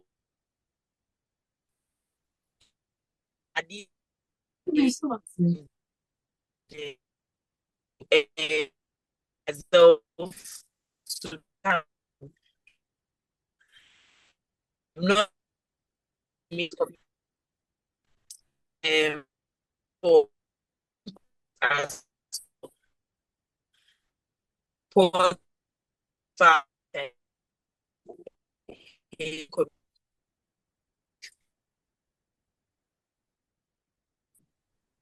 Okay. We are so I was just saying thank you to everyone, and please, if you're in the capacity to support Uncle Timothy, we are happy to receive that kind of support. Thank you very much, and we look forward to staying engaged. And we'll see you in our next session next month. Thank you very much. Bye-bye. You're welcome. Bye. Bye.